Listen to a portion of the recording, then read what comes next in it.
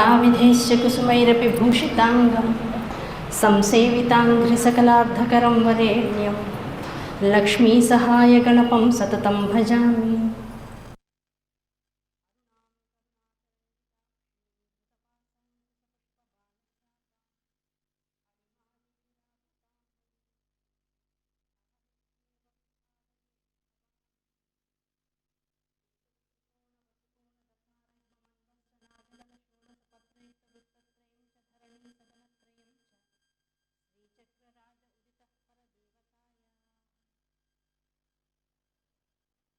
గురుర్బ్రహ్మా గురుర్విష్ణు గురుర్దేవో మహేశ్వరః గురుః సాక్షాత్ పరబ్రహ్మ తస్మై శ్రీ గురవే నమః.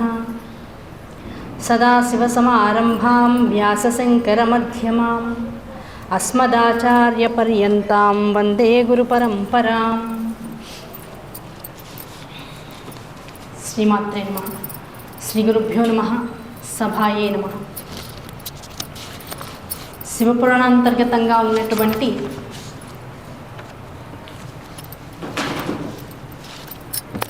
విశేషాలు, మనిషి నిత్య జీవితంలో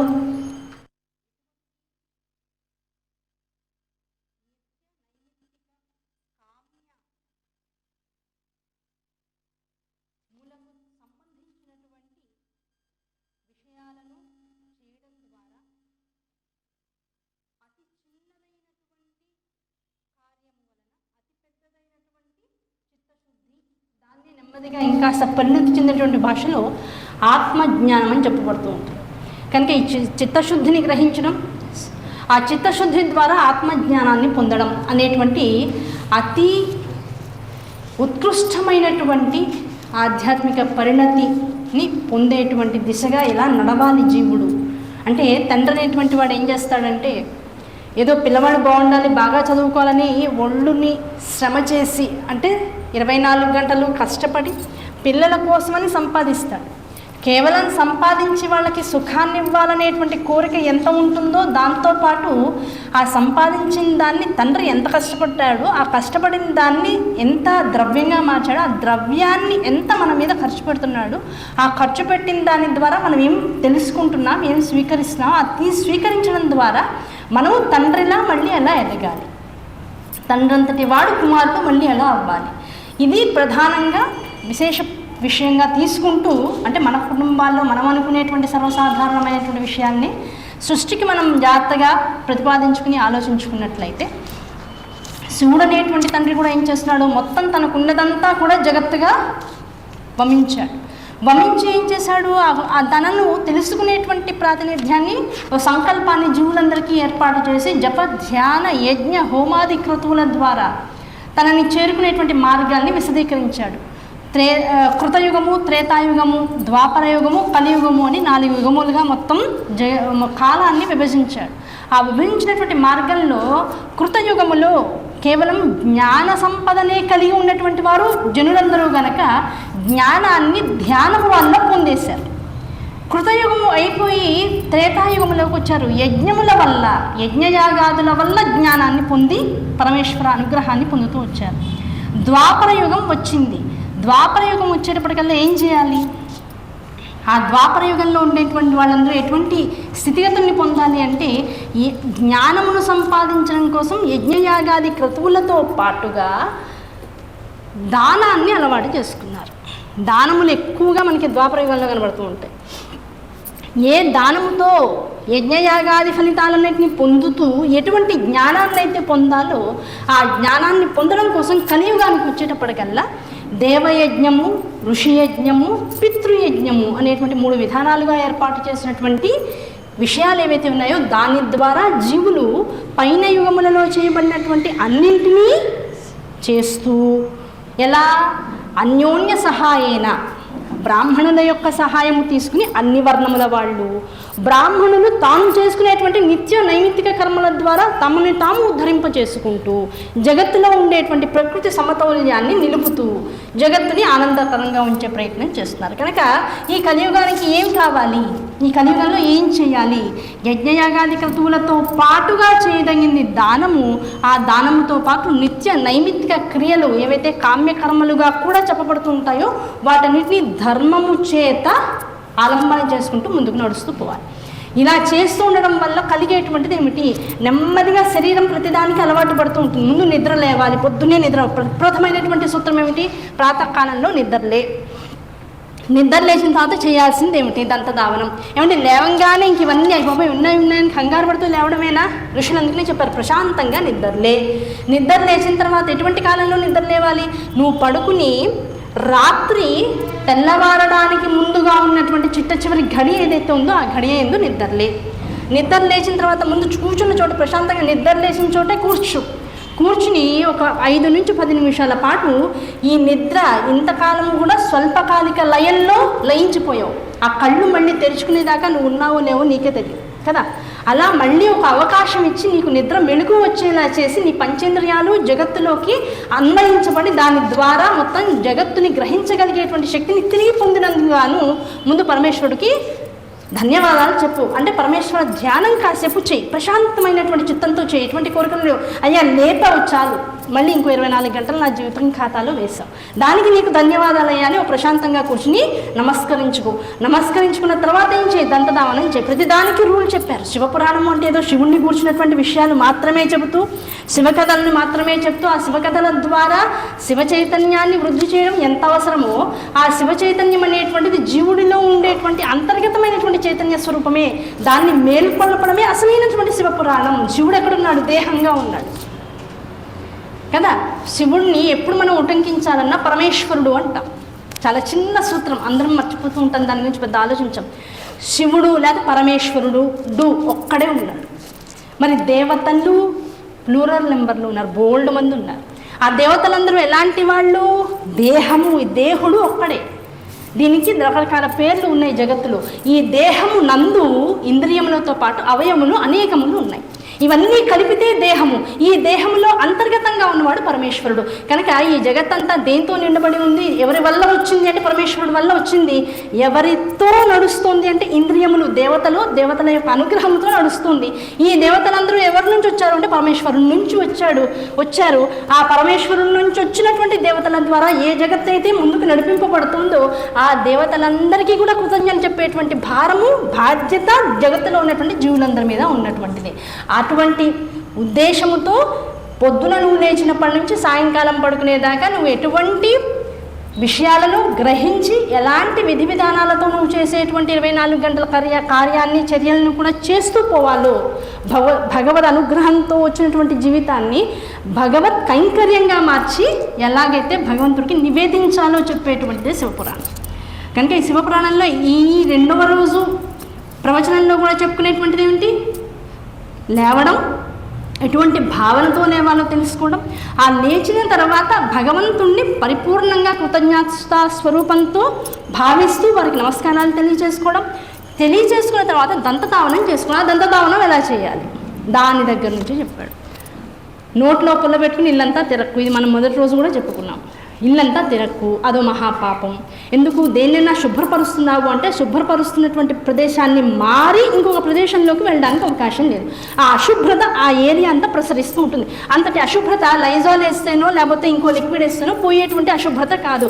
జన్మ పర్యంతము ఈ నడక ద్వారా చేసినటువంటి పాపాన్ని సువర్ణదానం చేసి మాత్రమే తీసుకోగలవు. అటువంటి ఐశ్వర్యం నీకు లభించాలంటే పాపం వల్ల ఐశ్వర్యం లభించదు, పుణ్యకార్యముల వల్లనే ఐశ్వర్యం లభిస్తుంది. అటువంటి ఐశ్వర్యాన్ని సంపాదించిన మనిషి ఒక గుణం అయితే దాన్ని దానం చేసే గుణం చాలా తక్కువ మందికి ఉంటుంది. కనుక అటువంటి దాన గుణం నీలో లోపించిన ఐశ్వర్యం నువ్వు చేసినటువంటి పాపాల ద్వారా నీకు లభించకపోయినా ఇటువంటి సువర్ణధారాన్ని నువ్వు చేయలేవు. కనుక పునరపి జననం పునరపి మరణంగా ఈ జగత్తులో పుట్టిపోతూ ఉంటావు అంతే.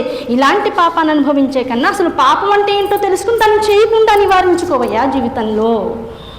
పాపం చేసి దాన్ని ఎలా బాగు చేసుకోవాలని ఎందుకు ఆలోచిస్తావు? అసలు ఏం చేయకూడదో తెలుసుకుంటే, అది చేయకుండా ఉంటే సగం పుణ్యమేగా.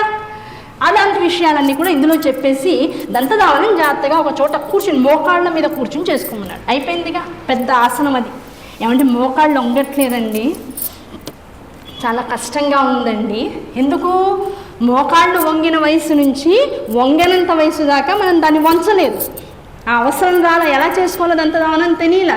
అందుకని వంచబెట్టప్పుడు ఇప్పుడు 50 ఏళ్ళకి నాకు తెలిసిందండి, ఇప్పుడు కాళ్ళు వంగమంటే వంగవు కదా, ఇప్పుడు ఏం చేయాలి అనుకుంటే, అయ్యో అలా చేసుకునేటువంటి అదృష్టం నాకు లేకపోయింది అని మోకాళ్ళతో ఇలా రుద్ది కాస్త దాంతో మాట్లాడుతుంటే మోకాళ్ళు మళ్ళీ వంగుతాయి. నెమ్మదిగా వాటిని ప్రేమించాలి. మన అవయవాలన్నీ కూడా భగవత్ స్వరూపాలు అని చెప్తాం. అందుకనే దేవీ భాగవతం చెప్పుకున్నప్పుడు చెప్పాం, ప్రతి అవయవంలో ఉన్నటువంటి అంతర్గత స్వరూపమైనటువంటి భగవతిని మనం కొలుస్తూ దేవీ కవచాన్ని చదువుతూ ఉంటాం. ఆ దేవీ కవచంలో నా మోకాళ్ళ యందు ఉండేటువంటి ఆ భగవతి యొక్క స్వరూపాన్ని, నామాన్ని కూడా ఉచ్చరించడం అనేటువంటి జరుగుతుంది. అటువంటి కవచాన్ని నిత్యపారాయణ చేయడం వల్ల జరిగేటువంటిది ఏమిటి? నీ శరీరాన్ని అదుపులో ఉంటుంది. అందులో ఉండేటువంటి అన్ని కీళ్ళు జాగ్రత్తగా పనిచేస్తూ ఉంటాయి. దానివల్ల నీ శరీరము దారుఢ్యాన్ని దారుఢ్యము అంటే ఏమిటి? పుష్టిని కలిగి ఉంటుంది. ఆ పుష్టి అంటే అర్థం ఏమిటి? ఎలా వంగాలో, ఎక్కడ వంగాలో, ఎంత వంచాలో, ఎంత వంచితే ఎంతసేపు అయినా వంచితే అవి ఎలా బాధపడకుండా ఉంటాయి. ఇటువంటిది పుష్టి. అటువంటి దారుఢ్యాన్ని కలిగి ఉంటాయి. అటువంటి స్థితిని పొందాలి. కనీసం నేను చేయలేకపోతున్నా. తెలుసుకోవడం వల్ల చేసేదేమిటి? పిల్లలనైనా ఒళ్ళొచ్చాక వెయిట్ వచ్చాక జిమ్ములకు వెళ్ళే బదులు నిత్య దైనందిక కర్మలు చేసే సమయాలలో నీ శరీరాన్ని ఎలా చెప్పారో శాస్త్రంలో అలా వంచు. మోకాళ్ళ మీద కూర్చుని దంతావనం చేసుకోవడం, అవునా కదా? మూత్ర పీయూషముని అటువంటి స్థితిలోనే బయటకి ప్రపంచంలోకి వదలడం, అలాగే కూర్చుని స్నానం చేయడం, ఇలాంటివన్నీ కూడా విధి విధానాలుగా తెలుపుతూ వచ్చారు. ఆ స్నానం చేసే సమయంలో ఏం చెప్పారు? ఎడాపెడా చేసేకయ్యా స్నానం. గబగబా అమ్మయ్య టైం అయిపోయింది, అయ్యో కుక్కర్ పడేయాలి, లేకపోతే పూజ చేసేయాలి, అయిపోయింది అనుకుంటూ చేయకు. ప్రతిదానికి సమయాన్ని కేటాయించుకుంటూ పో. సంకల్పపూర్వకంగా ఇదే గంగ, ఇదే యమున, గంగే చ యమునే చైవ గోదావరి సరస్వతి నర్మదే సింధు కావేరి జలస్మిన్ సన్నిధిం కురు. నేను పోసినటువంటి ఈ బకెట్లో నీళ్ళే గంగ స్వరూపంలో వచ్చి సప్తగంగలుగా మారి నా శరీరాన్ని శుద్ధి చేస్తుంది. నా మనస్సుని సూక్ష్మస్వరూపంగా ఉన్నటువంటి నా మనస్సుని సూక్ష్మ శుద్ధత్వాన్ని ఆపాదించి అది చెడు ఆలోచనలు చేయకుండా నన్ను సంస్కరిస్తూ ఉంటాయి ఈ నీళ్లు.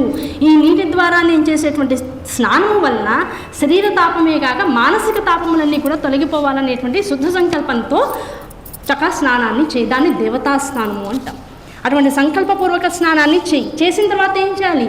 ఈ శుద్ధి నొందినటువంటి శరీరానికి చక్కటి అలంకారం చేసుకో. అలంకారము చూపరులకు ఆనందాన్నో ఆహ్లాదాన్నో కలిగించేదిగా ఎంత ఉండాలో చేతులెత్తి నమస్కరించేదిగా ఉండాలి. అది ప్రప్రథమంగా అందరికీ ఉండవలసినటువంటి అలంకారం యొక్క ప్రాతిపదిక.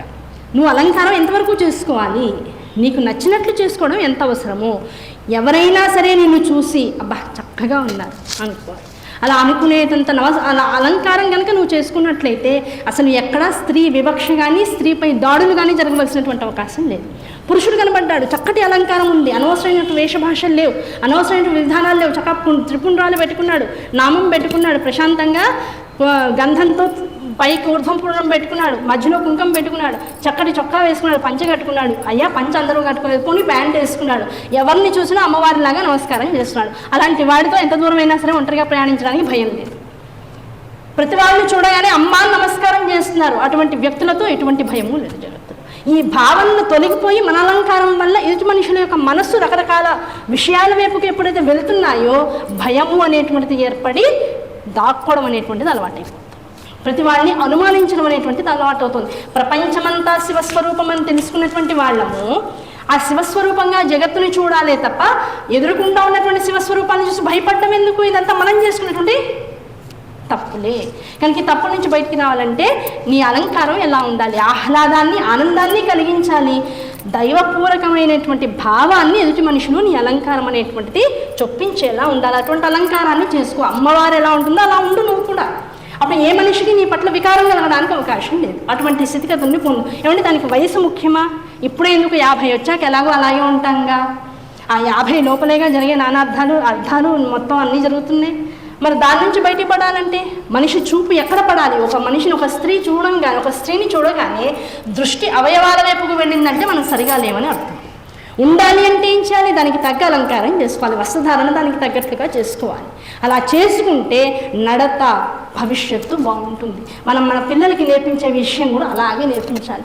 ఇన్ని కోట్లు సంపాదిస్తున్నాం కానీ సరైన వస్త్రధారణ అనేటువంటిది పిల్లలకు కూడా చెప్పలేకపోతున్నాం. అది ఎక్కడి నుంచి నేర్చుకోవాలి అంటే శివపురాణం నుంచి నేర్చుకోవాలి. ఏదో పెద్ద ఇబ్బంది వచ్చిన తర్వాత దాని నుంచి ఎలా బయటకు వచ్చేయాలి అని బాధపడడం కాకుండా ఇన్ని రకాల విషయాలు చెప్తూ వచ్చారు.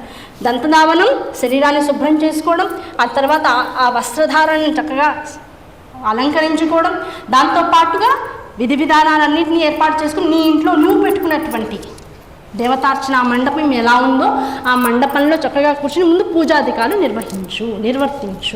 నిర్వర్తించడంలో ఏం జరుగుతోంది? త్రిపుండ్రాలు పెట్టుకున్నావు, జాతిగా తిలక ధారణ చేసావు, అయ్యవారు ఎదురకుండా కూర్చున్నావు. సంస్కారములను బట్టి, కుల వర్ణ సంస్కారములను బట్టి సంధ్యావందనాది క్రతువులు చేసుకునేటువంటి అలవాటు ఉన్నటువంటి వాళ్ళైతే ముందు అవన్నీ చేసుకోవాలి. తప్పనిసరిగా చేసుకోవాల్సినటువంటి విధానాల్లో సంధ్యావందనం చేసుకోవాల్సిన వాళ్ళు ఎవరూ కూడా వదలడానికి అవకాశం లేదు. సంధ్యావందనంతో పాటుగా నిత్యాగ్నిహోత్రం చేసుకునే వాళ్ళు ఉన్నారు. ఈ రోజుల్లో తక్కువైపోయారు, కానీ ఉన్నారు. అటువంటి వారు కనపడితే, కనీసం మనం చేసుకోలేకపోయినా కనపడితే వారి కాళ్ళకి నమస్కారం చేసేటువంటి అభ్యాసం కలిగి ఉండాలి, అటువంటి సదాచారం కలిగి ఉండాలి. నిత్యాగ్నిహోత్ర వాజపేయులు కనపడట్లేదు. వాళ్ళు ఉన్నారు అంటే వాళ్ళు చేసుకునేటువంటి నిత్యాగ్నిహోత్రానికి, వాళ్ళు చేసుకునేటువంటి యజ్ఞయాగాది క్రతువులకి మనం కనీసం సాయం చేయగలగాలి. అటువంటి వారిని సత్కరించుకోగలగాలి, మర్యాదగా గౌరవంతో బ్రహ్మస్వరూపులుగా దర్శించగలిగేటువంటి స్థితిని పొంది ఉండాలి. కనుక అటువంటి కార్యక్రమం చేసుకునేటువంటి వారందరినీ బ్రహ్మస్వరూపులుగా నమస్కరిస్తూ పోవాలి. అటువంటి కార్యాన్ని చేసేటువంటి విధానంలోకి మన జీవితాన్ని కూడా, మన ఆచరణని, మన సదాచారాన్ని కూడా తీసుకురావాలి. ఏమంటే అటువంటి సంస్కారం లేనటువంటి వారైతే వీలైనంత దగ్గరలో ఉన్నటువంటి దేవాలయ సందర్శనం తప్పనిసరిగా రోజు చేయాలి.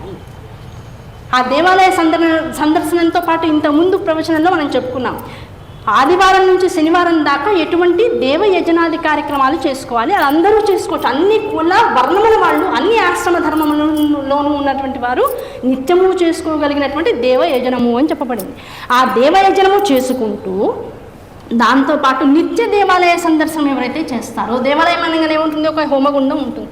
అందులో వారములను బట్టి, ప్రత్యేకమైనటువంటి రోజుల్ని బట్టి చండీ హోమం అని, రుద్రహోమం అని, గణపతి హోమం అని, సుబ్రహ్మణ్య ఆరాధనలన్నీ ఇలాంటి ఇష్టివులని చేయడం అనేటువంటి జరుగుతూ ఉంటుంది. ఆ హోమములు జరిగేటువంటి చోటికి వచ్చి ఒక అరగంట సేపు కూర్చున్నా, అక్కడ జరిగేటువంటి అలంకారాది అభిషేకాది క్రతువుల్ని చూసిన, బ్రహ్మగారు చదువుతున్నటువంటి వేద పాఠములను చెవులతో విన్నా, ఇంత యజ్ఞము చేసినటువంటి ఫలితాన్ని మిగతా కులముల వాళ్ళు, వర్ణముల వాళ్ళు కూడా పొందేటువంటి అవకాశాన్ని శాస్త్రము ఇచ్చేసింది. కనుక చేసేవాళ్ళు గొప్ప, చేయని వాళ్ళు ఏమీ లేదు అనడానికి లేదు. అందరికీ సమానమైనటువంటి స్థాయిని ఇచ్చేసింది వేదము. కనుక ఆ స్థాయిని అనుసరించి చేయవలసిన వాడు మానడానికి వీల్లేదు. వాడు అవన్నీ చేస్తేనే వాడికి భుక్తి ముక్తి కూడా. అవన్నీ చేయాల్సిన అవసరం లేని వాళ్ళు ఏం చేయాలి? చేసిన వాడిని గౌరవించాలి. దాంతోపాటు ఎక్కడ జరుగుతుందో ఆ ఆలయ సందర్శనాన్ని నిరంతరము చేస్తూ ఉండాలి. దానివల్ల ఏమవుతుంది? గుడి ఉద్ధరింపబడుతూ ఉంటుంది. బ్రాహ్మణుడికి సర్వదా శ్రేయకరమైనటువంటి విధానంలో గౌరవం ఇవ్వబడుతూ ఉంటుంది. గోబ్రాహ్మణేభ్య శుభమస్తు నిత్యం లోకా సమస్తాః సుఖినో భవంతు. లోకమంతా కూడా సుఖంగా ఉండాలన్నా, శుభకరంగా దర్శనమిస్తూ ఉండాలన్నా వీరందరినీ మనం గౌరవిస్తూ పోవాలి. ఈ చోట్లలో మనం ఎక్కువసేపు గడుపుతూ ఉండేటువంటి భావనతో సమయాన్ని వెచ్చిస్తూ ఉండాలి. అటువంటి సమయము మనల్ని ఉద్ధరిస్తుంది. కాలము హరించుకుపోతుంది అని ఒకటి చెప్తాం. కాలం ఎప్పుడు వెళ్ళిపోయిందంటే అండి, ఈ క్షణం మళ్ళీ తిరిగి రావడానికి అవకాశం లేదు. కానీ ఆ గడిచిపోయే కాలాన్ని ఎలా నువ్వు వెచ్చించాలి, ఎలా ఖర్చు చేయాలి దాన్ని అంటే, ఇలా ఖర్చు చేయవయ్యా. ఈ ఖర్చు చేసినటువంటి కాలం ఏం చేస్తుంది? నిన్ను ఐశ్వర్యవంతుణ్ణి చేస్తుంది. ఐశ్వర్యం కళ్ళకి కనపడేటువంటిది కాదు, జన్మజన్మాంతరాలలో నీకు అనుభవయోగ్యంలోకి వచ్చేటువంటిదే. కనుక అటువంటి ఐశ్వర్యాన్ని సంపాదించేవాళ్ళ అని శాస్త్రం చెప్తుంది. దాంతోపాటు ఇంకోటి ఏం చెప్తుంది? అయ్యా భగవంతుణ్ణి కోరికలు అడగవచ్చా? అందరికీ పెద్ద డౌట్ వస్తుంది. చాలామంది అంటున్నారండి, ఇన్ని కోరికలు ఎందుకు, మాకైతే అసలు ఏ కోరిక లేదు, భగవంతుడిని నిష్కామంగా ప్రేమించాలి, నిష్కామంతోనే భగవంతుడికి నమస్కారం చేసుకోవాలంటున్నారండి. ఇది నిజమా? కానీ మనకి ఇంకా అవసరాలు ఉన్నాయి కదా అంటే చెప్తారు, భగవంతుడికి నిత్యము కోరిక కోరడం అలవాటుగా చేసేసుకో కొన్నాళ్ళ పాటు. నా పిల్లలు బాగుండాలి, వాడికి బాగా చదువు రావాలి, మా అమ్మాయి ఇంకా బాగా చదువుకోవాలి, మా అమ్మాయికి చక్కగా పెళ్ళి అవ్వాలి, మా అబ్బాయికి మంచి ఇల్లాలు రావాలి, మా ఇల్లు చక్కగా పిల్ల పాపలతో ఎప్పుడు ఆనందంగా ఉండాలి, ఇంట్లో చక్కగా భోజనానికి ఇంకో విషయాలకి లోటు లేకుండా ఉండాలి, మా ఇల్లు ఎప్పుడు పండగ వాతావరణంతో ఉండాలి. ఇవన్నీ కోరికలే, మంచిది, ఆనందంగా ఉండు, అకాల మృత్యు మా ఇంట్లోకి రాకూడదు. ఇలా అడగ్గా కొన్నాళ్ళకి ఏమైపోతుంది? కోరిక లేనంత స్థితి నీకు అనుగ్రహంలోకి వస్తుంది. కోరికలన్నీ ఎందుకు అంటే, ఈ ఇంద్రియాల వలన ఉన్నటువంటి దేహం పోషింపబడడానికి, ఆనందంగా పోషింపబడేటువంటి దేహము దానంతట తానుగా తనకున్నటువంటి భోగభాగ్యాన్ని వదులుకోవాలి. దాన్ని మనం వైరాగ్య చింతనము అంటాం. నిష్కామ కర్మతో ఉండేటువంటి వాడు వైరాగ్యానికి దగ్గర అవుతాడు అనుకునే కన్నా కామ్యముతో ఏ దేవుణ్ణి అయితే పట్టుకుంటాడో అడగ్గా ఏదైనా ఎక్కువసార్లు చేసామనుకోండి పని, దానివల్ల ఏమవుతుంది, చివరికి ఏది వద్దనే స్థితికి వస్తాం. బాగా ఆకలిగా ఉంది, బాగా అన్నం తినేస్తాం, ఓ 10 నిమిషాలు అయిపోయాక ఇంకేం వద్దు బాబోయ్ అనిపిస్తుంది.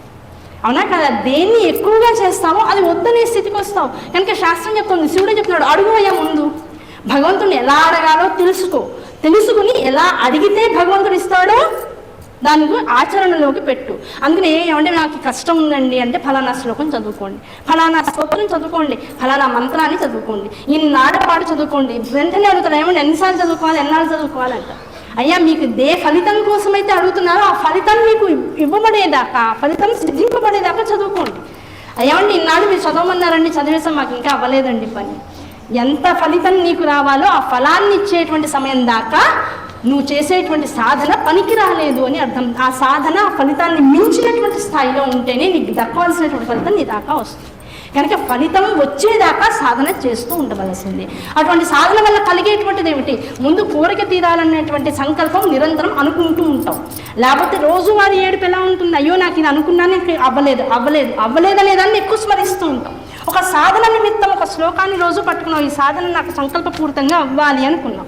ఆ సాధన సిద్ధించేదాకా ఏమవుతుంది, గురువుగారి శ్లోకం ఇచ్చారు, దీనివల్ల కోరిక తీరుతుంది, నమ్మకం పెరుగుతూ ఉంటుంది. ఆ నమ్మకం వల్ల తీరలేదు నా కర్మ ఇంతే అనేటువంటి సంకల్పాలు ఇప్పుడు ఏమవుతాయి, చేస్తున్నాను, సంకల్ప సిద్ధి జరిగి తీరుతుంది అనేటువంటి పాజిటివ్ యాటిట్యూడ్ అలవాటు అయిపోతుంది. ఆ పాజిటివ్ యాటిట్యూడ్ వల్ల ఏమవుతుంది, మనం ఏది అనుకుంటే ప్రకృతి అదిగా మారుతూ ఉంటుంది. ప్రకృతి ఎక్కడుంది, మన చుట్టుపక్కల ఉంది, మన లోపల ఉంది. ఆ ప్రకృతియే సర్వకాల సర్వావస్థల యందు జీవుల్లో ఉండేటువంటి సుఖ దుఃఖాల యందు ప్రేరితమవుతూ ఉంటుంది. కనుక ఆ ప్రకృతి అనుగ్రహం వల్ల ఇప్పుడు ఏమవుతుంది, నువ్వు అనుకున్నవన్నీ కూడా అవ్వగలిగేటువంటి అవకాశం ఉంటుంది. కొంతమందికి 10 రోజుల్లో అవుతుంది, 40 రోజుల్లో అవుతుంది, ఇంకొక మందికి సంవత్సర కాలం పాటు చేసేటువంటి సాధన తర్వాత మాత్రమే వాళ్ళు అనుకుంది వాళ్ళు గ్రహించగలిగేటువంటి స్థితిగతులు వాళ్ళకి ఏర్పడుతూ ఉంటాయి. కనుక సాధన ఒకళ్ళని చూసి కాదు, ఈ సాధన ఎప్పుడు కూడా ఎలా చేయాలి, ఒంటరిగా చేయాలి. తెలుసుకోవడం సామూహికంగా తెలుసుకో, అందరితో పాటు గురువు దగ్గర నుండి నేర్చుకో. అంతే తప్ప ఇంటికి వెళ్ళిన తర్వాత నేను ఇవాళ నుంచి మొదలెడుతున్నాను, నువ్వెప్పుడు మొదలెడతావు, లేకపోతే నువ్వు ఇంత చేస్తావా, నేనెంత చేయాలి, లేకపోతే నువ్వు లేచేసావా, ఇవాళ నేను లేవు, ఇవన్నీ వద్దు. ఎవరిది వాళ్ళది పర్సనలైజ్డ్, ఎవరిది వాళ్ళదే. ఇది ఒకళ్ళతో కంపేర్ చేసుకోకు. నీ సాధన నీదే, నీకెంత శ్రమ పడితే నీకు అంత హాయిగా నిద్రపడుతుంది. అవునా కదా? శ్రమ లేకుండా 3-4 రోజులు ఉన్నాం, నిద్రపడుతుందా 5వ రోజున? అబ్బా అసలు ఎంతసేపు ఉన్నాయి వాళ్ళు అసలు నిద్రే పట్టలేదంట. దాంతో ఏమవుతుంది, ఒక రోజు నిద్ర పాడడం వల్ల, అంటే అంతకుముందు 3-4 రోజుల పాటు శరీరానికి శ్రమ లేకపోవడం మూలాన 5వ రోజు పగటి నిద్రపోతాం. రాత్రి నిద్ర పట్టలేదు కనుక పగటి నిద్రపోతాం. ఆ పగటి నిద్ర తర్వాత రోజుకి అవుతుంది, రాత్రికి మళ్ళీ నిద్ర పట్టకుండా చేస్తుంది. ఆ తర్వాత రోజు ఇంకా అలవాటుగా మారుతుంది. ఒక చెడు వ్యసనం అవ్వడానికి ఒక 3 రోజుల బద్ధకం ఎంత ఆలంబనగా నిలుస్తుందో, ఒక మనిషి చేసేటువంటి సాధనని నువ్వు ఆలంబనగా తీసుకుని నీ జీవితాన్ని బాగు చేసుకోవాలనుకున్నావు అంటే ఆటోమేటిక్గా వాళ్ళ సాధనని చూడడమే అలవాటు అవుతుంది తప్ప నువ్వు బాగు చేసుకోవడం అనేటువంటిది ఇంకా అందులో ఉండదు. సాధన ఎప్పుడు కూడా ఒంటరిగా ఏకాంతంలో కూర్చొని చేయి, ఎవరితో కంపేర్ చేసుకో. టీచర్ క్లాస్లో ఉన్న 40 మందికో 30 మందికో ఒకేసారి పాఠం చెప్తుంది, అందులో ఎవరి గ్రేడ్స్ వాళ్ళవి ఎగ్జామ్స్లో. అయ్యో ఒకటే టీచరు ఒకటే క్లాస్లో ఒకటే రకంగా ఓ పాఠం చెప్పినప్పుడు మరి ఒకడికి 90కి 90 ఎందుకు వస్తున్నాయి, ఇంకోటికి 90కి 30 ఎందుకు వస్తున్నాయి? అందుకని టీచర్లు ఏం చేస్తారు, కంబైన్ స్టడీస్ పెడతాను, అస్సలు చదవలేని వాడి మధ్యలో బాగా చదివేవాడిని తీసుకొచ్చి పెడతారు. ఆ చదువు కూడా ఎంతసేపు వీడు ఎలా చదువుతున్నాడో చూసి మిగతా 3 వాడిని చూసి అలా చదవడానికి ప్రయత్నం చేసే వరకే. ప్రయత్నం చేశాక మళ్ళీ ఎగ్జామినేషన్ పేపర్లో కంబైన్డ్గా పేపర్ రాయండి అని వదిలేస్తారా? ఎవరి పేపర్ వారిదే, ఎవరి పెన్ను వారిదే, ఎవరు కూర్చుని చోట ఎవరి సాధన వారిదే. అటువంటి స్థాయిలో నువ్వు సాధన చేయి. అటువంటి సాధన కనుక చేస్తే ఏమవుతుంది, ఐశ్వర్యం సిద్ధిస్తుంది. ఐశ్వర్యం ఎలాంటి స్వరూపం, ఇప్పుడు లక్ష్మీదేవి స్వరూపాన్ని చూస్తాం. ఆ లక్ష్మీదేవి ఎలా ఉంటుంది, అటు ఇటు గజములతో ఉంటుంది. ఆ గజం ఎలాంటిది, ఆ గజములు 2 ఎలాంటివి అంటే ధర్మముతో కూడుకున్నటువంటివి. ధర్మస్వరూపుడు అయినటువంటి లక్ష్మీదేవి మధ్యలో ఉంటే ఆ ధర్మానికి అటు ఇటు ఇప్పుడు ఏమున్నాయిట, ఆర్జించేటువంటి విధానం ఒకటి, ఖర్చు పెట్టేటువంటి విధానం ఒకటి. ధర్మాన్ని ఆధారంగా చేసుకుని ఎలా ఆర్జన చేయాలో ధర్మపరంగా ఆర్జన చేసిన వాడు, ఎలా ఖర్చు పెట్టాలో ధర్మముగా ఉండి ఖర్చు పెట్టినటువంటి వాడు ఈ లక్ష్మీదేవి యొక్క స్థిరత్వాన్ని అనుభవిస్తూ ఉంటాడు. అలాగే సాధన కానీ, గురువు ఉపదేశాన్ని కానీ, శాస్త్ర వచనాల్ని కానీ వేటినైనా సరే నువ్వు సాధనగా స్వీకరించి ఆ సాధన యందు నీ జీవితాన్ని ధర్మబద్ధంగా కనుక మార్చుకోగలిగితే నీ ఇంట లక్ష్మీదేవి యొక్క వాసం స్థిరముగా ఉంటుంది. ఆ ధర్మాన్ని వీడితే ఆ లక్ష్మీదేవి స్థానంలోనే జ్యేష్ఠాదేవి వచ్చి కూర్చుంటుంది. అంతే, అదొక్కటే రూల్. ఇల్లు బాగా ఊడ్చుకున్నావా, ఇంట్లో పూజలు దులిపావా, బట్టలు ఎప్పుడు మడతేసుకున్నావా, ఇవన్నీ ఎలాంటి ధర్మాలు? శుచి శుభ్రత అనేటువంటి రెండింటిలో ఉన్నటువంటి అంతర్గతమైనటువంటి ధర్మం. ఆ శుచి శుభ్రత బాహ్యంగా అంతరంగంగా ఎంత ఉంటే అంత చూడ్డానికి నీ రూపము కానీ, నీ ఇల్లు కానీ, నీ పరిసరాలు కానీ చూపర్లకు ఆహ్లాదాన్ని కలిగిస్తాయి. ఈ శుచి శుభ్రత అనేటువంటి కేవలం చూడ్డానికి, అనుభవించడానికేనా? నీ ఐశ్వర్యాన్ని నువ్వు అనుభవించేటువంటి తీరులో మొత్తం జగత్తంతా కూడా ఈ శుచి శుభ్రత అనేటువంటి దాని ద్వారా నీ పట్ల ఆకర్షితమవుతూ ఉంటుంది. ఆ ఆకర్షణయే ఐశ్వర్యాన్ని పెంపొందించుకునేటువంటి మార్గాలు. నిజం చెప్పాలంటే మనం ఐశ్వర్యం కోసం వాళ్ళ దగ్గర వీళ్ళ దగ్గర పనిచేసి జీతం పెరగాలని ఎక్కువ తాపత్రయపడుతూ ఉంటాం. జీతం పెరగడం తాపత్రయం అవ్వకూడదు. ఆ ఉన్నటువంటి జీతంలో ధర్మంగా నేను ఎలా బతకాలి, ఆ ధర్మంగా వచ్చిన దాన్ని ధర్మబద్ధంగా ఎలా ఖర్చు పెట్టాలి, ఈ రెండు విషయాలు కనుక జీవుడు అర్థం చేసుకోగలిగితే జీవితం ఐశ్వర్య స్వరూపంగా ఐశ్వర్యప్రదంగా మారిపోతూ ఉంటుంది. ఐశ్వర్యప్రదంగా మారేటువంటి ఖర్చు మరి ఎలా చేయాలి? ధర్మంగా సంపాదించమని చెప్పాం. ఏమండి మరి తప్పదు, ఒకళ్ళ కింద చేస్తున్నాం, ఏదో టీకని ఒకసారి 10 రూపాయలు ఇస్తారు, అందులో ఆ రోజు టీ దాక్కుండా 10 రూపాయలు దాచుకున్నాం. అది కూడా మనకి అలవెన్సెస్ అని ఇస్తూ ఉంటారు, ట్రావెల్ అలవెన్సెస్ అని ఇస్తారు, బయట ఏదో టిఫిన్ చేయమని ఇస్తారు, ఏదో జర్నీలో ఉంటే రకరకాల డబ్బులు ఇస్తూ ఉంటారు.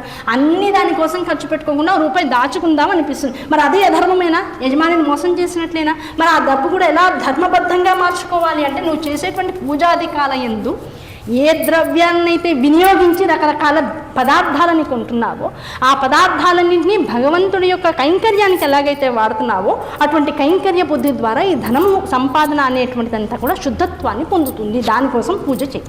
ఇప్పుడు పూజ దేనికోసం? నీ ద్రవ్యాన్ని శుద్ధంలోకి తెచ్చుకోవడం కోసం, ఆ ద్రవ్యానికి శుద్ధత్వాన్ని ఆపాదించుకోవడం కోసం. ఆ ఆపాదించుకున్నటువంటి ద్రవ్యాలన్నింటినీ భగవత్ కైంకర్యం చేస్తున్నావు. ఆ భగవత్ కైంకర్యం చేసిన తర్వాత వాటిని స్వీకరిస్తున్నావు, ప్రసాదంగా మార్చుకుని స్వీకరిస్తున్నావు. అటువంటి ప్రసాదాన్ని స్వీకరించిన తర్వాత నీలో ఉన్నటువంటి ప్రయత్నపూర్వకమైనటువంటి సంకల్పాలన్నీ ఈ ప్రసాద స్వీకరణ వల్ల నిన్ను ఉద్ధరింపజేస్తాయి.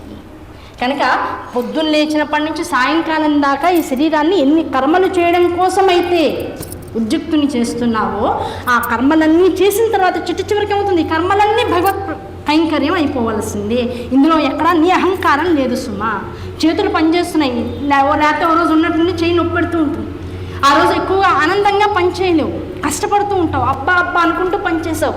ఏ నొప్పి లేని రోజున అసలు చేయి ఉందనే ధ్యాస కూడా లేకుండా హాయిగా చేసేస్తావు.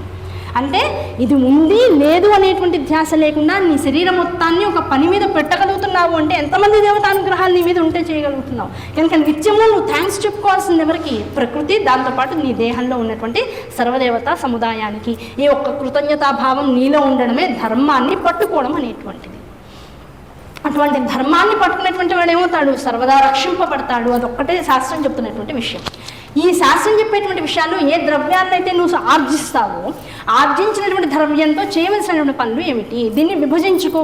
ఈ ద్రవ్యాన్ని ఎలా పడితే అలా ఉంచుకోకు. ఎందుకంటే ద్రవ్యము కాలము ఈ రెండే మనిషి యొక్క మరణానికి మళ్ళీ పుట్టుకకు కారణాలు. ఆ ద్రవ్యం ఎంత జాగ్రత్తగా సంపాదిస్తున్నావు దాన్ని ఎన్ని భాగాలుగా విభజించుకుంటావు. ముందు నిత్య నైమిత్తిక కర్మాదులు దేవయజ్ఞానికి వాడు. అందులో సగం అంటే ప్రతి 100 రూపాయలు సంపాదించుకుంటున్నాను నేను, ఆ 100 రూపాయలు 3 భాగాలు చేయి. అందులో మొదటి భాగం దేవయజ్ఞానికి వాడు, రెండవ భాగం నీ వృద్ధి కోసం వాడవయ్యా. వృద్ధి అంటే అర్థం ఏమిటి? దాచుకోవడం కోసం వాడు. దాచుకోవడం అంటే ఈ రోజులో మీ ఇష్టం, ఎల్ఐసి పాలసీలే తీసుకుంటారో షేర్లే కొంటారో మీ ఇష్టం. వృద్ధి చేసుకోవడం కోసం వాడు. మిగతా సగం ఉంటుంది, ఆ మిగతా సగం దేనికోసం వాడాలి? 3 భాగాలు చేస్తాం.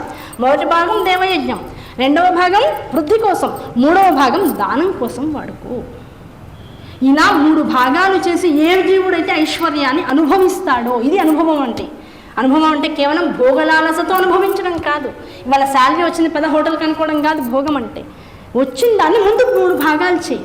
ఆ 3 భాగాల్లో మొదటి భాగం నిత్య నైమిత్తిక కామ్యకర్మలు ఏవైతే ఉంటాయో వాటి కోసం వినియోగించు. ఆ నిత్యము చేసుకునేటువంటి, ఇప్పుడు ఇందాక మొన్న చెప్పుకున్నాం, ఒక వారం రోజుల పాటు చేయాల్సినటువంటి దేవయజనం. ఆ దేవయజనం చేయడం నిత్యం. అది ఎలా చేయాలి? ఒకే రోజు చేయాలా, రోజు చేయాలంటే నిత్యం చేయాల్సిందే. నైమిత్తికం, నీకు వచ్చేటువంటి పండగలు, పబ్బాలు, వచ్చేటువంటి పుణ్యకార్యాలు, తిథులు, ఇలాంటివన్నీ కూడా నైమిత్తికములు. కామ్యమైనటువంటి విషయాలు కొన్ని ఉంటాయి. నా ఇంట్లో నాకు ఒంట్లో బాగుండలేదు, లేకపోతే నా పిల్లకి ఏదో గ్రహస్థితి బాగాలేదు, దాని పేరు మీద వాళ్ళు ఏదో జపం చేయిస్తున్నా, దానికోసం కూడా ఆ ద్రవ్యాన్ని వినియోగించవచ్చు. ఇంట్లో ఇవాళ విశేషంగా సత్యనావ్రతం చేద్దాం అనుకున్నారు, దానికోసం డబ్బు వెచ్చించడం, అది కామ్యసిద్ధి కోసం వాడేటువంటి డబ్బే. ఇలా నీ ఇంట్లో దైవ కార్యము కానీ ఏది చేసినా సరే అది నిత్యము కావచ్చు, నైమిత్తికము కావచ్చు, కామ్యము కావచ్చు. ఈ 3 కోసం మొదటి భాగంలో ఉన్నటువంటి డబ్బును మాత్రమే వాడు. ఆ డబ్బు ఉంది, జాగ్రత్తగా వాడుకో. ఆ డబ్బు ఉంది కదా ఇంకో దానిలో కలుపుకోకు. విశేషమైనటువంటి కైంకర్యాలు చేసే ప్రయత్నం చేస్తూ పో. తర్వాత వృద్ధిలోకి ఉంచేటువంటి డబ్బు, అంటే దాచుకునేటువంటి డబ్బు ఉంటుంది. ఏమండి మీరు చెప్పేదంతా బాగుందండి, మొదటి భాగమేమో దేవయజ్ఞం అన్నారు, నిత్య నైమిత్తిక కామ్యకర్మలు అన్నారు, రెండో భాగం వృద్ధి దాచుకోమంటున్నారు. ఇంకా తిండి ఎక్కడా? మేము తినద్దా, బతకద్దా, పోషించుకోద్దా వచ్చేపోయే వాళ్ళని గృహస్థాశ్రమ ధర్మాల్లో? ఈ నిత్య నైమిత్తిక కామ్యకర్మలు ఏవైతే ఉన్నాయో వీటన్నింటిలో ముఖ్యమైనటువంటిది ఏమిటి? నైవేద్యం. ఆ నైవేద్యం ఉండు, ఆ నైవేద్యమే నువ్వు కూడా తిని బతికేసేవయ్యా. నీకు విడిగా నీ కోసం నువ్వు ఎందుకు వండుకుంటావు? అసలు నీ కోసం అనేది జగత్తులో లేదు, ప్రపంచంలో ఎక్కడ కూడా శాస్త్రంలో లేదు. ఆ నీకున్నదంతా పరమేశ్వరుడికి అర్పించు. ఆ పరమేశ్వరుడికి అర్పించిన దాన్ని ప్రసాదంగా నువ్వు స్వీకరించు. నీ జీవనం వెళ్ళిపోతుందిగా. ఇప్పుడు ఏది నా కోసం వండుకున్నా అనేది భావన ఎక్కడా లేదుగా. ఈ నిత్య నైమిత్తిక కామ్యకర్మలు చేస్తూ శరీరాన్ని, జీవితాన్ని పోషించుకో. మిగతా సగంతో రేపటి కోసం దాచుకుంటూ వృద్ధి చేసుకో. మిగతా 3వ భాగాన్ని దానం చెయ్యి. ఏమంటే దానంలో కూడా పర్టికులర్గా చేయాల్సిందేనా? ఇది చెయ్యకపోతే ఇక్కడికి వెళ్ళదు. ఇలా ఇస్తేనే ఇలా అవకాశం ఉంటుంది. అది ఎంత దానం చేయాలి అందరికీ చెప్పారు. దానం గురించి కానీ, దేవయజనం కానీ, పితృయజ్ఞం కానీ, దాంతోపాటుగా ఋషి యజ్ఞం కానీ, ఇవన్నీ కూడా అన్ని కుల వర్ణాల వాళ్ళకి, అన్ని ఆశ్రమ ధర్మాల వాళ్ళకి చెప్పారు. ముందుగా ద్విజుల గురించి ఎందుకు చెప్తున్నారంటే అతి కష్టమైనటువంటి విషయాలన్నీ కూడా వీళ్ళే చేయాలి. దేనికి అమెండ్మెంట్ పర్వాలేదు, వాళ్ళు వద్దులే రేపు చేయడానికి అవకాశం లేదు. సంధ్యావనం అయ్యో వాళ్ళు ఓపికగా లేదు రేపు చేయనా అంటే పర్లేదు అనడానికి శాస్త్రం ఎక్కడ ఒప్పుకో. అందుకని ద్విజుల గురించి ఎక్కువగా చెప్పడం అనేటువంటిది జరుగుతుంది. ద్విజుల తర్వాత మిగతా వర్ణాల వాళ్ళందరికీ చెప్తారు, ఎట్టి పరిస్థితుల్లో చెప్తారు. ముందు ద్విజుడు ఏం చేయాలి దానం విషయంలో? తనకు వచ్చేటువంటి విత్తం ఎక్కడి నుంచి వస్తుంది, ఎలా సంపాదిస్తున్నాడు? ప్రతిహారం. ఎదుటివాడు నేను చేసినటువంటి జపానికి, నేను చేసిన పూజకు, ఎందుకంటే ద్విజుడి యొక్క ప్రధానమైనటువంటి జీవనాధారం ఏమిటి? బ్రాహ్మణ్యం. బ్రహ్మగారిగా అందరి ఇళ్లలోనూ పూజలు పునస్కారాలు చేయించడం, ఒక గుళ్ళో పూజ చేసుకోవడం. ఇవి కాక 10 మందికి చదువు చెప్పడం, లేదు ఒకళ్ళ ఇంట్లో ఉండేటువంటి పద్దు అంటే అకౌంట్స్ రాస్తూ ఉండడం. ఇవి కొన్ని రకాలైనటువంటి మార్గాలు జీవనాధారానికి. అటువంటి ఆధారంలో ఎటువంటి ద్రవ్యాన్ని అయితే స్వీకరిస్తాడో తన జీవితాన్ని నిలుపుకోవడం కోసం అందులో 4వ వంతు తప్పనిసరిగా ఆయన కూడా దానం చేయవలసిందే. బ్రహ్మగారిని చెప్పారు, అంటే ద్విజుడైనటువంటి వాడికి చెప్పాడు. ఒకవేళ అనాయాచితంగా తాను చేసినటువంటి దానికి కాకుండా ఊరికి ఒక సత్పురుషుడు ఎవడో తనకున్నటువంటి ఒక కోట్ల ఆస్తిలో, ఏమండి బ్రహ్మగారు నేను ఎలాగో వీటన్నిటికీ విసిగిపోయాను, ఏదో ఇన్నాళ్ళ నుంచి మా ఇంట్లో మీరు బ్రహ్మత్వాన్ని వహించి మా ఇల్లు అంతా చక్కగా ఏ పూజ కావాలంటే ఆ పూజ చేయిస్తున్నారు, మీ మీద గౌరవంతో నా ఉన్న ఆశలో సగం ఆశ మీకు ఇచ్చేస్తున్నానండి, నేను ఎలాగో వెళ్ళి ఆశలో సెటిల్ అయిపోదాం అనుకుంటున్నాను, నా పిల్లలు అందరూ హాయిగా ఉన్నారు, ఈ డబ్బుతో పెద్ద నేను చేసుకునేది ఏం లేదనుకుని ఉన్నట్లుండి 10 కోట్లు నీకు ఇచ్చేసాడు అనుకుందాం. దాన్ని ఏం చేయాలి బ్రహ్మగారు? అబ్బాయి ఇచ్చేశాడు కదా, ఇదేం నేను అనుకోకుండా వచ్చింది కదా, దీన్ని నేను అనుభవించేద్దాం అనుకోకూడదు. తను సగం ధనాన్ని తాను దానం చేయాలి. అప్పుడే మిగతా సగాన్ని వాడుకునేటువంటి శక్తి, యోగ్యత వాడికి వస్తుంది. ఇంకోడు ఉన్నాడు, వాడేం చేశాడు? జీవితాంతం అక్రమాలు చేసి చివరికి వాడి ఇంట్లో ఏదో రైడ్ జరుగుతుంది, లేకపోతే వాడు ఊరు విడిచి వెళ్ళిపోతున్నాడు. అనుకోకుండా అయినా సరే, అనుకుని అయినా సరే, యావదాస్త్రి నీ కుటుంబం ముందు, నీ ఇంటి ముందర, లేకపోతే నీ చేతిలో 10 బ్యాగుల్లో సర్దేసి మొత్తం యావదాస్త్రిని ఇచ్చేశాడు. అయ్యా మీకు ఇస్తే నా పాపాలు సగం తొలుగుతాయని నా ఉద్దేశం, నాకు ఇందులో ఏం వద్దు, నేను బతికి బట్టగడ్డాను, నాకు కావాలి, నేను పారిపోతున్నాను వెళ్ళిపోయాడు అనుకుందాం. ఫర్ ఎగ్జాంపుల్ అనుకుందాం. లేదు చాలా రకాల పాపాలు చేసిన వాడు రకరకాల పుణ్యాల కోసమని, పాపాన్ని హరించుకోవడం కోసమని యజ్ఞాలు యాగాలు బాగా చేయిస్తూ తను 10,000 ఇవ్వాల్సిన చోట 1,00,000 రూపాయలు బ్రహ్మగారికి ఇచ్చేస్తున్నాడు. అలాంటి ద్రవ్యాన్ని ఏం చేయాలి? మొత్తం మూటగట్టి సముద్రంలో పడేయాలని చెప్తారు. అందులో రూపాయి కూడా వాడుకోవడానికి నీకు అధికారం లేదని చెప్పేస్తుంది శాస్త్రం. అలాంటి ద్రవ్యాన్ని వాడుకున్నావా మళ్ళీ బ్రహ్మత్వం రావడానికి అవకాశం గుర్తుపెట్టుకో. కనుక పాపధనం అని తెలిసి అసలు వాడుకోవద్దు. అనాయాచితంగా ఉందని చెప్పేసి మొత్తం వాడుకోకు, సగం ధనాన్ని దానం చేసేసి నువ్వు సంపాదించుకున్న కష్టార్జితం ఉంది, అందులో 4వ వంతు కూడా దానం చేయి. దానం అనే మాట లేకపోతే జీవుడికి భవిష్యత్తు లేదయ్యా అని చెప్పేస్తున్నాడు. ఇలా దానం చేసిన తర్వాత ఏం చెప్తున్నాడు, మిగతా వర్ణాల వాళ్ళ పరిస్థితి ఏంటండి? ఈ దానం అనేటువంటి దాన్ని మిగతా వర్ణాల వాళ్ళకి వ్యాపారం చేసేవాళ్ళు ఉన్నారు. అటువంటి వాళ్ళకి చెప్పారు, నువ్వు కులమానం అంటే తూకం వేసి ఇచ్చేటువంటి పదార్థాన్ని ధర్మంగా ఇది, తూకంలో ఎట్టి పరిస్థితుల్లో అధర్మం చేయి. తీసుకునే రూపాయలు ఎదుటివాడు లెక్కపెట్టడంలో తప్పు చేసి ఇచ్చినా, నువ్వు లెక్కపెట్టడంలో తక్కువ చేసి ఇచ్చినా అది నీకు పాపం కాదని చెప్తున్నాడు. ఇలా పాపం కాదని ఏ వ్యాపారస్తుడైతే అధికమైనటువంటి ధనాన్ని వెనకాలేసుకుంటాడో వాడి జీవితం మొత్తంలో ఆ సంపాదించిన దానిలో 3వ వంతు దానం చేయాలి. ఆ తర్వాత క్షత్రియుడు ఉంటాడు, దేశం కోసం తాపత్రయపడేవాడు ఉంటాడు. ఆ తాపత్రయపడేవాడు ఏం చేయాలంట, నిత్యము తాను ఎంత సంపాదిస్తున్నాడో ఆ సంపాదించిన దానిలో రోజుకి కనీసం 3కి ఆహార దానం చేయాలి. మొత్తం దేశమంతా వాడి మీదే ఆధారపడి ఉంది కదా, శత్రుజన లోపలికి రాకుండా చేయాలి, ఎప్పటికప్పుడు దేశాన్ని రక్షిస్తూ ఉండాలి. నిద్ర లేదు, ఆహారం లేదు, కుటుంబాన్ని చోట వదిలేయాలి, వాడు ఇంకెక్కడికో వెళ్ళిపోయి జాగ్రత్త పడుతూ ఉండాలి, దేశాన్ని రక్షిస్తూ ఉండాలి. వాడి ధనం ఎలాంటిదయ్యా అంటే మనందరి వల్ల వాడు పోషింపబడుతున్నాడు, వాడు లేకపోతే మనకి రక్షణ లేనంత స్థితి వచ్చేస్తాం. అటువంటి వాడు ఏం చేయాలంట, తను సంపాదించినంత సంపాదిస్తూ రోజుకి తాను ఎంత సంపాదిస్తున్నాడో తెలుసుకుని అందులో కనీసం 3కి ఆకలి తాపాన్ని తీర్చాలి. అంత దానం చేస్తే చాలు. 4వ వాడు ఉన్నాడు కర్షకుడు. వ్యవసాయం చేయందే మనకెవ్వరికి హవిష్యాన్నము రాదు, ద్విజుడికి అమ్ముకోవడానికి బియ్యము రాదు, వర్తకుడికి 10 మందికి భోజనం పెట్టడానికి రాదు, క్షత్రియుడికి. 4వ వాడు చేసేటువంటి వ్యవసాయం ద్వారా ఈ పై ఉన్నటువంటి 3కి దానం చేసుకునేటువంటి అవకాశం దొరుకుతుంది. వీడేం దానం చేయాలి అంటే ఏమీ అక్కర్లా, ఎవరి పట్లనైనా సరే ఆదరంగా నమస్కారం చేస్తే వాడికి అన్ని రకాల పుణ్యాలు వచ్చేస్తే వాడు దానం చేయక్కర్లేదని చెప్తుంది శాస్త్రం. కనుక కిందవాడు ఎప్పుడూ నమస్కరిస్తూ ఉండి ఉండాలి, తర్వాత వాళ్ళు ద్విజులకు దూరంగా ఉండాలి. ద్విజుడు ఒకడే అగ్రవర్ణం అని చెప్పారు, ఇది ఎక్కడి న్యాయం అని ఎన్నో రకాల చెప్పుడు మాటలు విని ఉన్నటువంటి సంస్కారాలన్నీ మన చేత్తో మనమే పాడు చేసుకుని ఇప్పుడు మళ్ళీ శాస్త్ర పురాణ ఇతిహాసాన్ని చదువుకుంటూ మనమేమిటి, మన కర్తృత్వ బాధ్యతలు ఏమిటి, మన సమాజం యొక్క స్థితిగతులు ఏమిటి అంటే అందరికన్నా ఎక్కువ విశేష తత్వాలని, అందరికన్నా ఎక్కువ వెసులుబాట్లని అందరికీ సమానంగా కింద నుంచి ఇస్తూ అతి కష్టమైన విషయాన్ని ద్విజులకు వదిలేసింది శాస్త్రం. ఈ విషయం తెలుసుకుంటే ఎవరి మర్యాద వాళ్ళకి తెలుస్తూ ఉంటుంది. తెలుసుకోకుండా పై ఆర్భాటాన్ని చూస్తూ ఉంటే మనం ఏదో కష్టపడుతున్నాం, మిగతా వాళ్ళందరూ సుఖపడుతున్నారు అనేటువంటి భావన ఎక్కువైపోతుంది. దాంతో ఏమవుతుంది, ఒకళ్ళ వల్ల ఒకళ్ళకి కుల వర్ణాల్లో ఉండేటువంటి తేడాలన్నీ ఏం చేస్తున్నాయి, మనుషులలో ఒకళ్ళ మీద ఒకళ్ళకి కలిగేటువంటి నమ్మకాన్ని పెంచుతూ పోతున్నాయి. ఒకళ్ళ మీద ఒకళ్ళు ఆధారపడి ప్రశాంతంగా ఉండగలిగేటువంటి స్థితిగతులను ఇస్తున్నాయే తప్ప ఒకళ్ళ వల్ల ఒకళ్ళని నష్టపోతున్నామనేటువంటి స్థితిగతుల్లో లేకుండా సమాజాన్ని సమంగా చూస్తూ ఉన్నది, సమాంతరంగా పోషిస్తూ ఉన్నటువంటి కుల వర్ణ వ్యవస్థయే మనకి వేదం ఇచ్చినటువంటి వ్యవస్థ. కనుక ఆ వ్యవస్థకి నమస్కరించుకోవాలి, ఇటువంటి తత్వాన్ని మనకి ఇచ్చినటువంటి ఋషులకు నమస్కరించుకోవాలి. దాంతోపాటు ఈ దేవయజ్ఞము, ఋషియజ్ఞము, పితృయజ్ఞం అనేటువంటివి అందరూ అన్ని కాలాల్లో చేయడానికి అవకాశం లేదు. కనుక అందరూ చేయగలిగేటువంటివి దేవయజ్ఞము అని వారం రోజుల పాటు ఉన్నటువంటి విధానాల్లో చెప్పారు. దాంతోపాటు మనుషులందరూ చేయవలసినటువంటి యజ్ఞాలు ఇంకా 2 ఉన్నాయ్యా.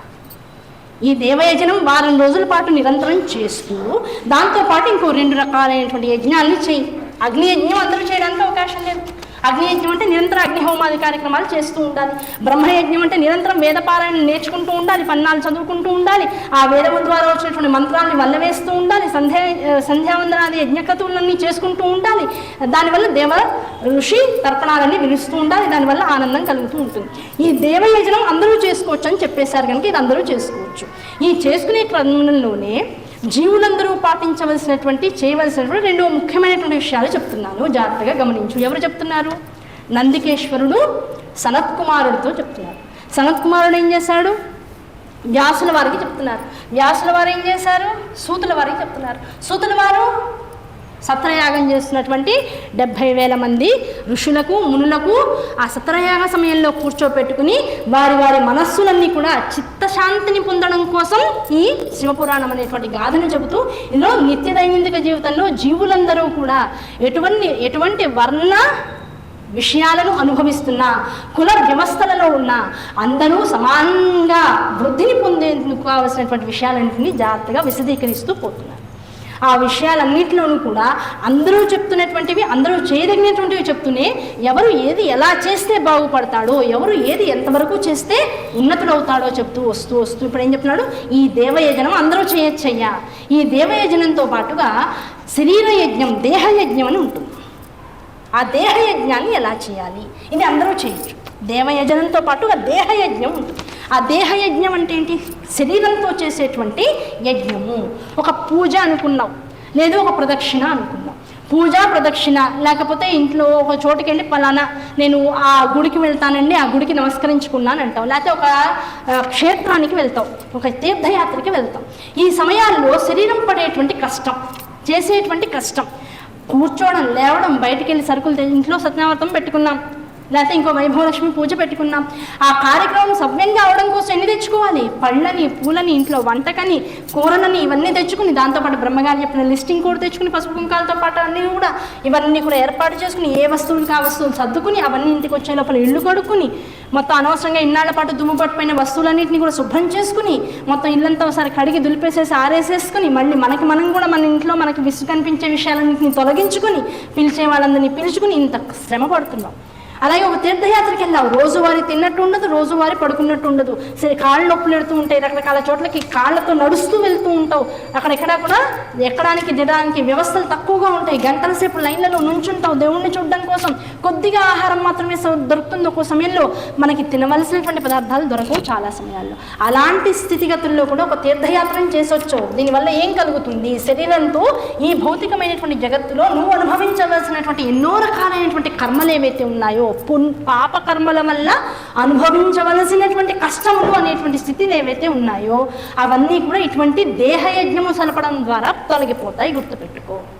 కనుక ఒక ఇంటికి అనుకోకుండా ఇవాళ ఇప్పుడే పని అయిందండి, ఇప్పుడే కూర్చోగానే అనుకోని అతిథులు ఇంటికి వచ్చారు. అబ్బా, ఇప్పుడే అయింది వంట, ఇప్పుడే అయింది, కూర్చున్నాను, తిన్నాం, ఇప్పటిదాకా కష్టపడుతూనే ఉన్నాం, ఒక 3-4 రోజుల నుంచి కష్టపడుతూనే ఉన్నాం, ఇప్పుడే కూర్చున్నాం, కాసేపు రెస్ట్ తీసుకుని అనుకోగానే ఇంకోళ్ళు వచ్చారు అంటే అర్థం ఏమిటి? ఆ క్షణానికి విసుగొస్తుంది.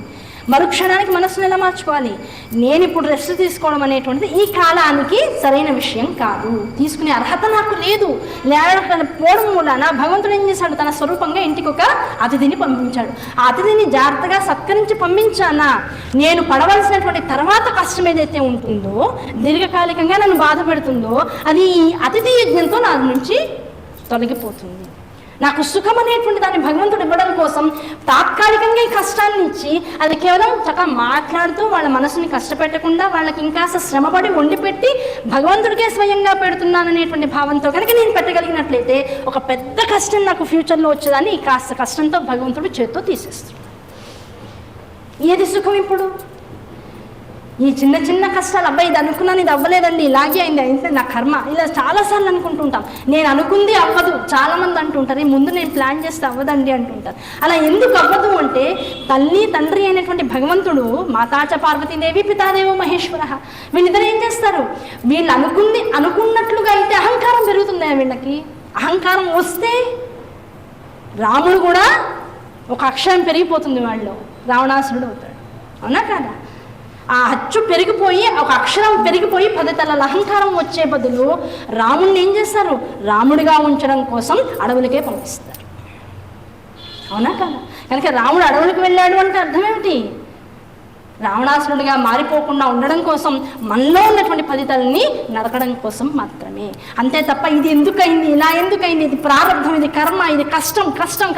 జగత్తులో రావణాన్ని తలుచుకుంటే ప్రతి వాళ్ళు అంటారు, అబ్బో ఎంత కష్టం అండి బాబు, అయ్యో రాముడి పేరు పెట్టారా, అయ్యో సీత పేరు పెట్టారా, అయ్యో ఎన్ని కష్టాలు. అసలు కష్టం ఏముంది అందులో? ఉన్నదాన్నంతా తొలగించుకోవడం, కర్మపాశం నుంచి తమని తాము విడగొట్టుకోవడమే రామాయణం. ఆ రామాయణంలో ఉన్నటువంటి పాత్రల్ని మనం జాగ్రత్తగా గ్రహిస్తే ఏం జరుగుతుంది?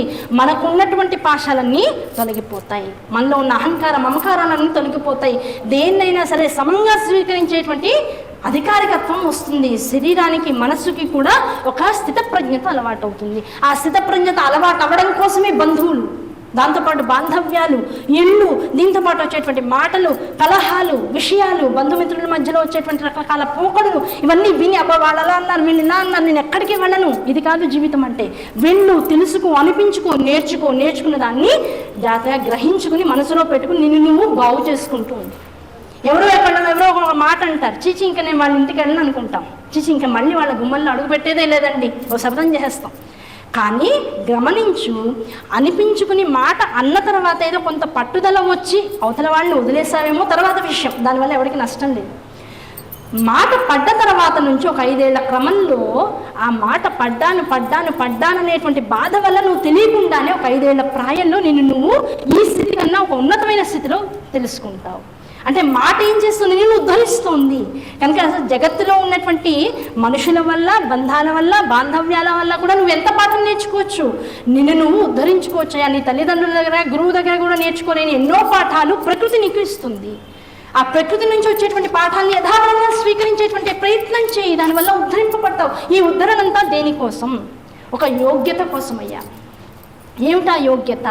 మనిషిగా పుట్టినందుకు కాను, ఈ శరీర దేహాదుల ఎందు మొత్తం అన్ని రకాలైనటువంటి క్రియలు, కర్మలు చేయడానికి కావాల్సినటువంటి శరీర అవయవాలన్నీ జాగ్రత్తగా ఉన్నందుకు కాను, దీనికి బుద్ధి, మనస్సు, చిత్తము, అహంకారము జాగ్రత్తగా పనిచేస్తున్నందుకు కాను, ఈ పనిచేస్తున్నటువంటి వాటన్నింటికి కూడా సరైనటువంటి స్థాయిలో ఒక దాన్ని ఏమంటారు స్థితి మనకి, ఇది నాకు వచ్చిందంటే నేనేం చేయాలి, ఇది ఉన్నందుకు నేనేమి ఇవ్వాలి ప్రపంచానికి, ప్రకృతికి ఏం చేయాలి, ఇది నాకు ఇచ్చినందుకు కానీ దీన్ని జాగ్రత్తగా ఎలా కాపాడుకోవాలని చాలా ప్రయత్నం చేస్తూ ఉంటాడు మనిషి. నాకు ఇప్పుడు 100 కోట్లు ఉంది, దాన్ని ఎన్ని అకౌంట్లలో పెట్టాలి, ఎంతమంది పేర్లలో పెట్టాలి, ఈ బంగారాన్ని ఏ అకౌంట్లో దాచాలి, ఈ వజ్రాలను ఎందులో పెట్టాలి, ఇన్ని ఇళ్ళని ఎవరెవరి పేరు మీద పెట్టాలి, ఇన్ని ఆలోచనలు ఉంటాయి. ఇంత చేయడానికి ఎంత శ్రమ పడాలి? ఓ 100 రూపాయలు చేతిలో ఉంది, చిన్న గుడిసె, ప్రశాంతంగా పడుకున్నామా లేదా? కనుక మనం ఉన్నదాన్ని యథావిధిగా వినియోగించుకోవడమే ఎక్కువ కష్టం. కళ్ళు బాగా పనిచేస్తున్నాయి, చెవులు బాగా పనిచేస్తున్నాయి, నాలుక రసగ్రంథులను ఆగ్రహిస్తుంది, ముక్కు చక్కగా రస వాసనలన్నింటినీ స్వీకరించగలుగుతోంది, చేతులు అన్ని పనులు చేస్తున్నాయి, కాళ్ళు అన్ని పనులు చేస్తున్నాయి. ఏ పని ఎక్కడ అలసత్వం వచ్చినా, మొదటి రోజు ప్రవచనంలో చెప్పుకున్నాం, అలసత్వానికి మించిన పాపం లేదు. పాపం అంటే ఏంటండి? చాలామంది అడుగుతుంటారు, పాపం అంటే ఏంటి?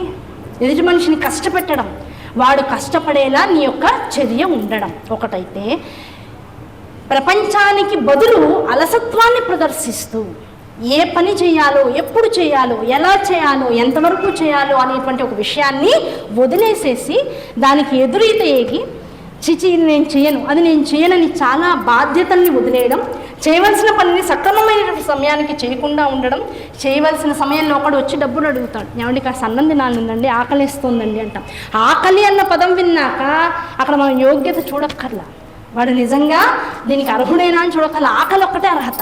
అది అప్పుడు ఇవ్వకుండా తర్వాత మొన్న ఎప్పుడో రోడ్డు మీద కనబడ్డాము కదా, మళ్ళీ కనబడినప్పుడు వాడు అప్పుడే అన్నం తిని ఉంటాడు, అప్పుడు వాడి చేతిలో ఇంకో 10 రూపాయలు పెడితే వాడు దాంతో తాగి తందనాడు.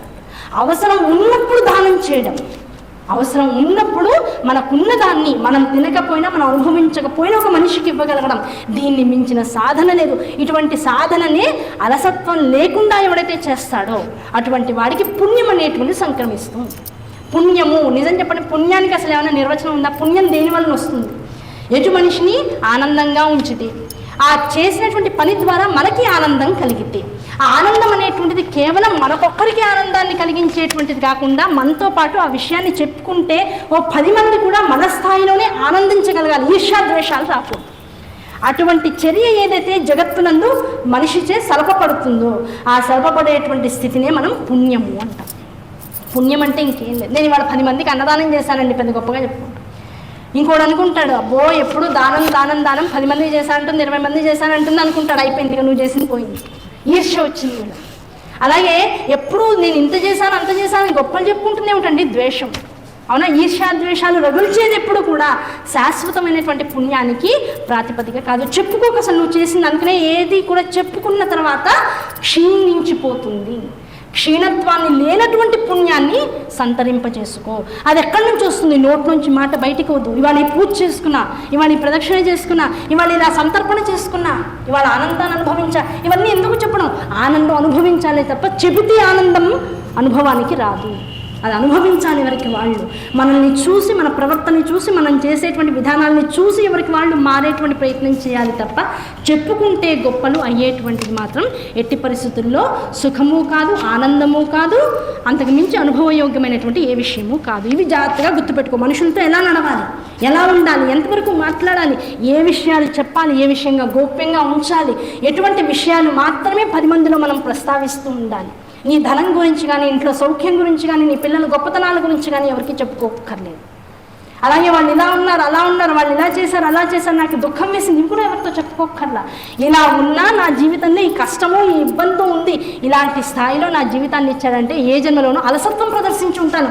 అలసత్వం ఇప్పుడు 24 గంటలు నా పిల్లల గురించో, నా మొగుడు గురించో, నా ఇంటి గురించో ఆలోచించే స్థితిలో ఉన్నానంటే ఆ అలసత్వానికి ఇది పాపం. ఈ పాపాన్ని నేను అధిగమించాలంటే నా కష్టాన్ని ఎవరితోనూ చెప్పుకుంటే ఎవరూ తీర్చలేరు. ఎవరికి చెప్పుకోవాలి? తీర్చగలిగిన వాడికి చెప్పుకోవాలి. ఎవరా తీర్చగలిగేవాడు? జగత్తులన్నింటినీ వెళ్ళేటువంటి పరమాత్మ. అటువంటి పరమాత్మ ముందు కూర్చున్న కష్టాన్ని చెప్పుకున్నాను. ఆయన ఏం చేస్తాడు? చెప్పానా, నేను చెప్పినట్లు అయిందా? ఏదో జన్మలో చెప్పుకుంటాడు, మనం సరిగా వినలే. ఇప్పుడు చెప్తాడు, నువ్వు ఇలా చెయ్యి, అలా చెయ్యి. ఒక గురుస్వరూపంగా వచ్చి నీకు రెమెడీస్ చెప్తాడు. నాలుగు శుక్రవారాలు ఇలా చేయమ్మా, లేకపోతే రోజు పొద్దునే లేచి శ్లోకం చదువుకో, లేకపోతే ఫలానా దేవాలయానికి వెళ్ళు, లేకపోతే ఫలానా చోటు ఇట్లా ముడుపు కట్టు, ఇలా వెళ్ళు, ఇలాంటి దర్శనం చేయి, ఇలాంటి స్తోత్రపారాయణ ఒక విధానంగా చేసుకుంటూ పో. దీనివల్ల ఏం జరుగుతుంది? నువ్వు అనుభవించవలసిన దాన్ని అనుభవిస్తున్నది నా పాప కర్మల వల్లే నా అనుభవంలోకి వచ్చాయి తప్ప దీనికి ఎవరూ బాధ్యత కాదు. నా పిల్లల తప్పులేదు, నా భర్త తప్పులేదు, నేను అనుభవించాల్సిన దాన్ని నాకు అనుభవింపచేసేటందుకు కాదు. ఇటువంటి మనుషులు ఇటువంటి సందర్భాలతో నా ఎదుర్కొంటూ వచ్చారు. ఇది స్థితప్రజ్ఞత్వం అంటే. అంతకుమించి ఏమి లేదు. మా ఆయన అండి మహాకోపం అండి. ఎందుకు ఆ మాట అనుకోవడం? ఆ కోపం పడుతుంటే అనుభవించాల్సినటువంటి బాధను ఏదైతే అనుభవించాలో అది నీకు యోగ్యతలో ఉంది, అందుకని ఆయన కోపం వస్తుంది. అది ఆయన తప్పు కాదు. నీ అనుభవానికి నీకు తేవడం భగవంతుడి యొక్క అనుగ్రహమే. గుర్తుపెట్టుకో. మనిషికి గుణాన్ని ఆపాదించడం తగ్గించేసుకో. ఏ మనిషి ఏ గుణాన్ని చిన్నప్పటి నుంచి ఒకేలా కలిగి ఉండడు. ఒక మనిషిని చూస్తే మనమే అంటాం, వీళ్ళని చూసి భలే విసుగు వస్తూ ఉంటుందండి అంటాం. ఆ విసుగు అర్థం ఏమిటి? ఎందుకు వస్తుంది? వాళ్ళు ఏమైనా నీకు స్నేహితులా? కాదే. శత్రువులా? కాదే. ఊరికే రోడ్డు మీద రోజు వాళ్ళని చూస్తుంటాం, ఎందుకో వీళ్ళని చూస్తే పాజిటివ్గా అనిపించదు అనుకుంటూ ఉంటాం. దానికి కూడా ప్రారంధ కర్మ బోల్డ్ ఉంటుంది. ఇదివరకు జన్మల్లో వాళ్ళతో మనకు ఉన్నటువంటి రిలేషన్స్ చాలా ఉంటాయి. కనుక ఒక మనిషి మన ఎదురుకుండా వచ్చాడు, లోపం వాళ్ళల్లో లేదు, ఆ మనిషిని చూసేటువంటి స్థితిగతుల్లో ఉంది. వాళ్ళ వల్ల నువ్వు అనుభవించేటువంటి యోగ్యత ఎలా ఉందో దాన్ని బట్టి ఆ మనిషిని దగ్గరకు వస్తూ ఉంటాడు. అప్పుడు కూడా మనుషుల్ని వేలెత్తి చూపించావు, ఇంకా హీన స్థితికి వెళ్ళిపోతూ ఉంటావు. గుర్తుపెట్టుకో. కనుక ప్రతి వాళ్ళలో పరమాత్మని చూడండి, ప్రతి వాళ్ళలో పరమేశ్వరుణ్ణి చూడండి అంటారు. ఎలా చూస్తామండి అంటే ఇదంతా కూడా నేను చేసుకున్న ప్రారంధమే. ఇవాళ మంచి అనుభవిస్తున్నా, నేను చేసుకున్నదే. చెడు అనుభవిస్తున్నా, నేను చేసుకుందే.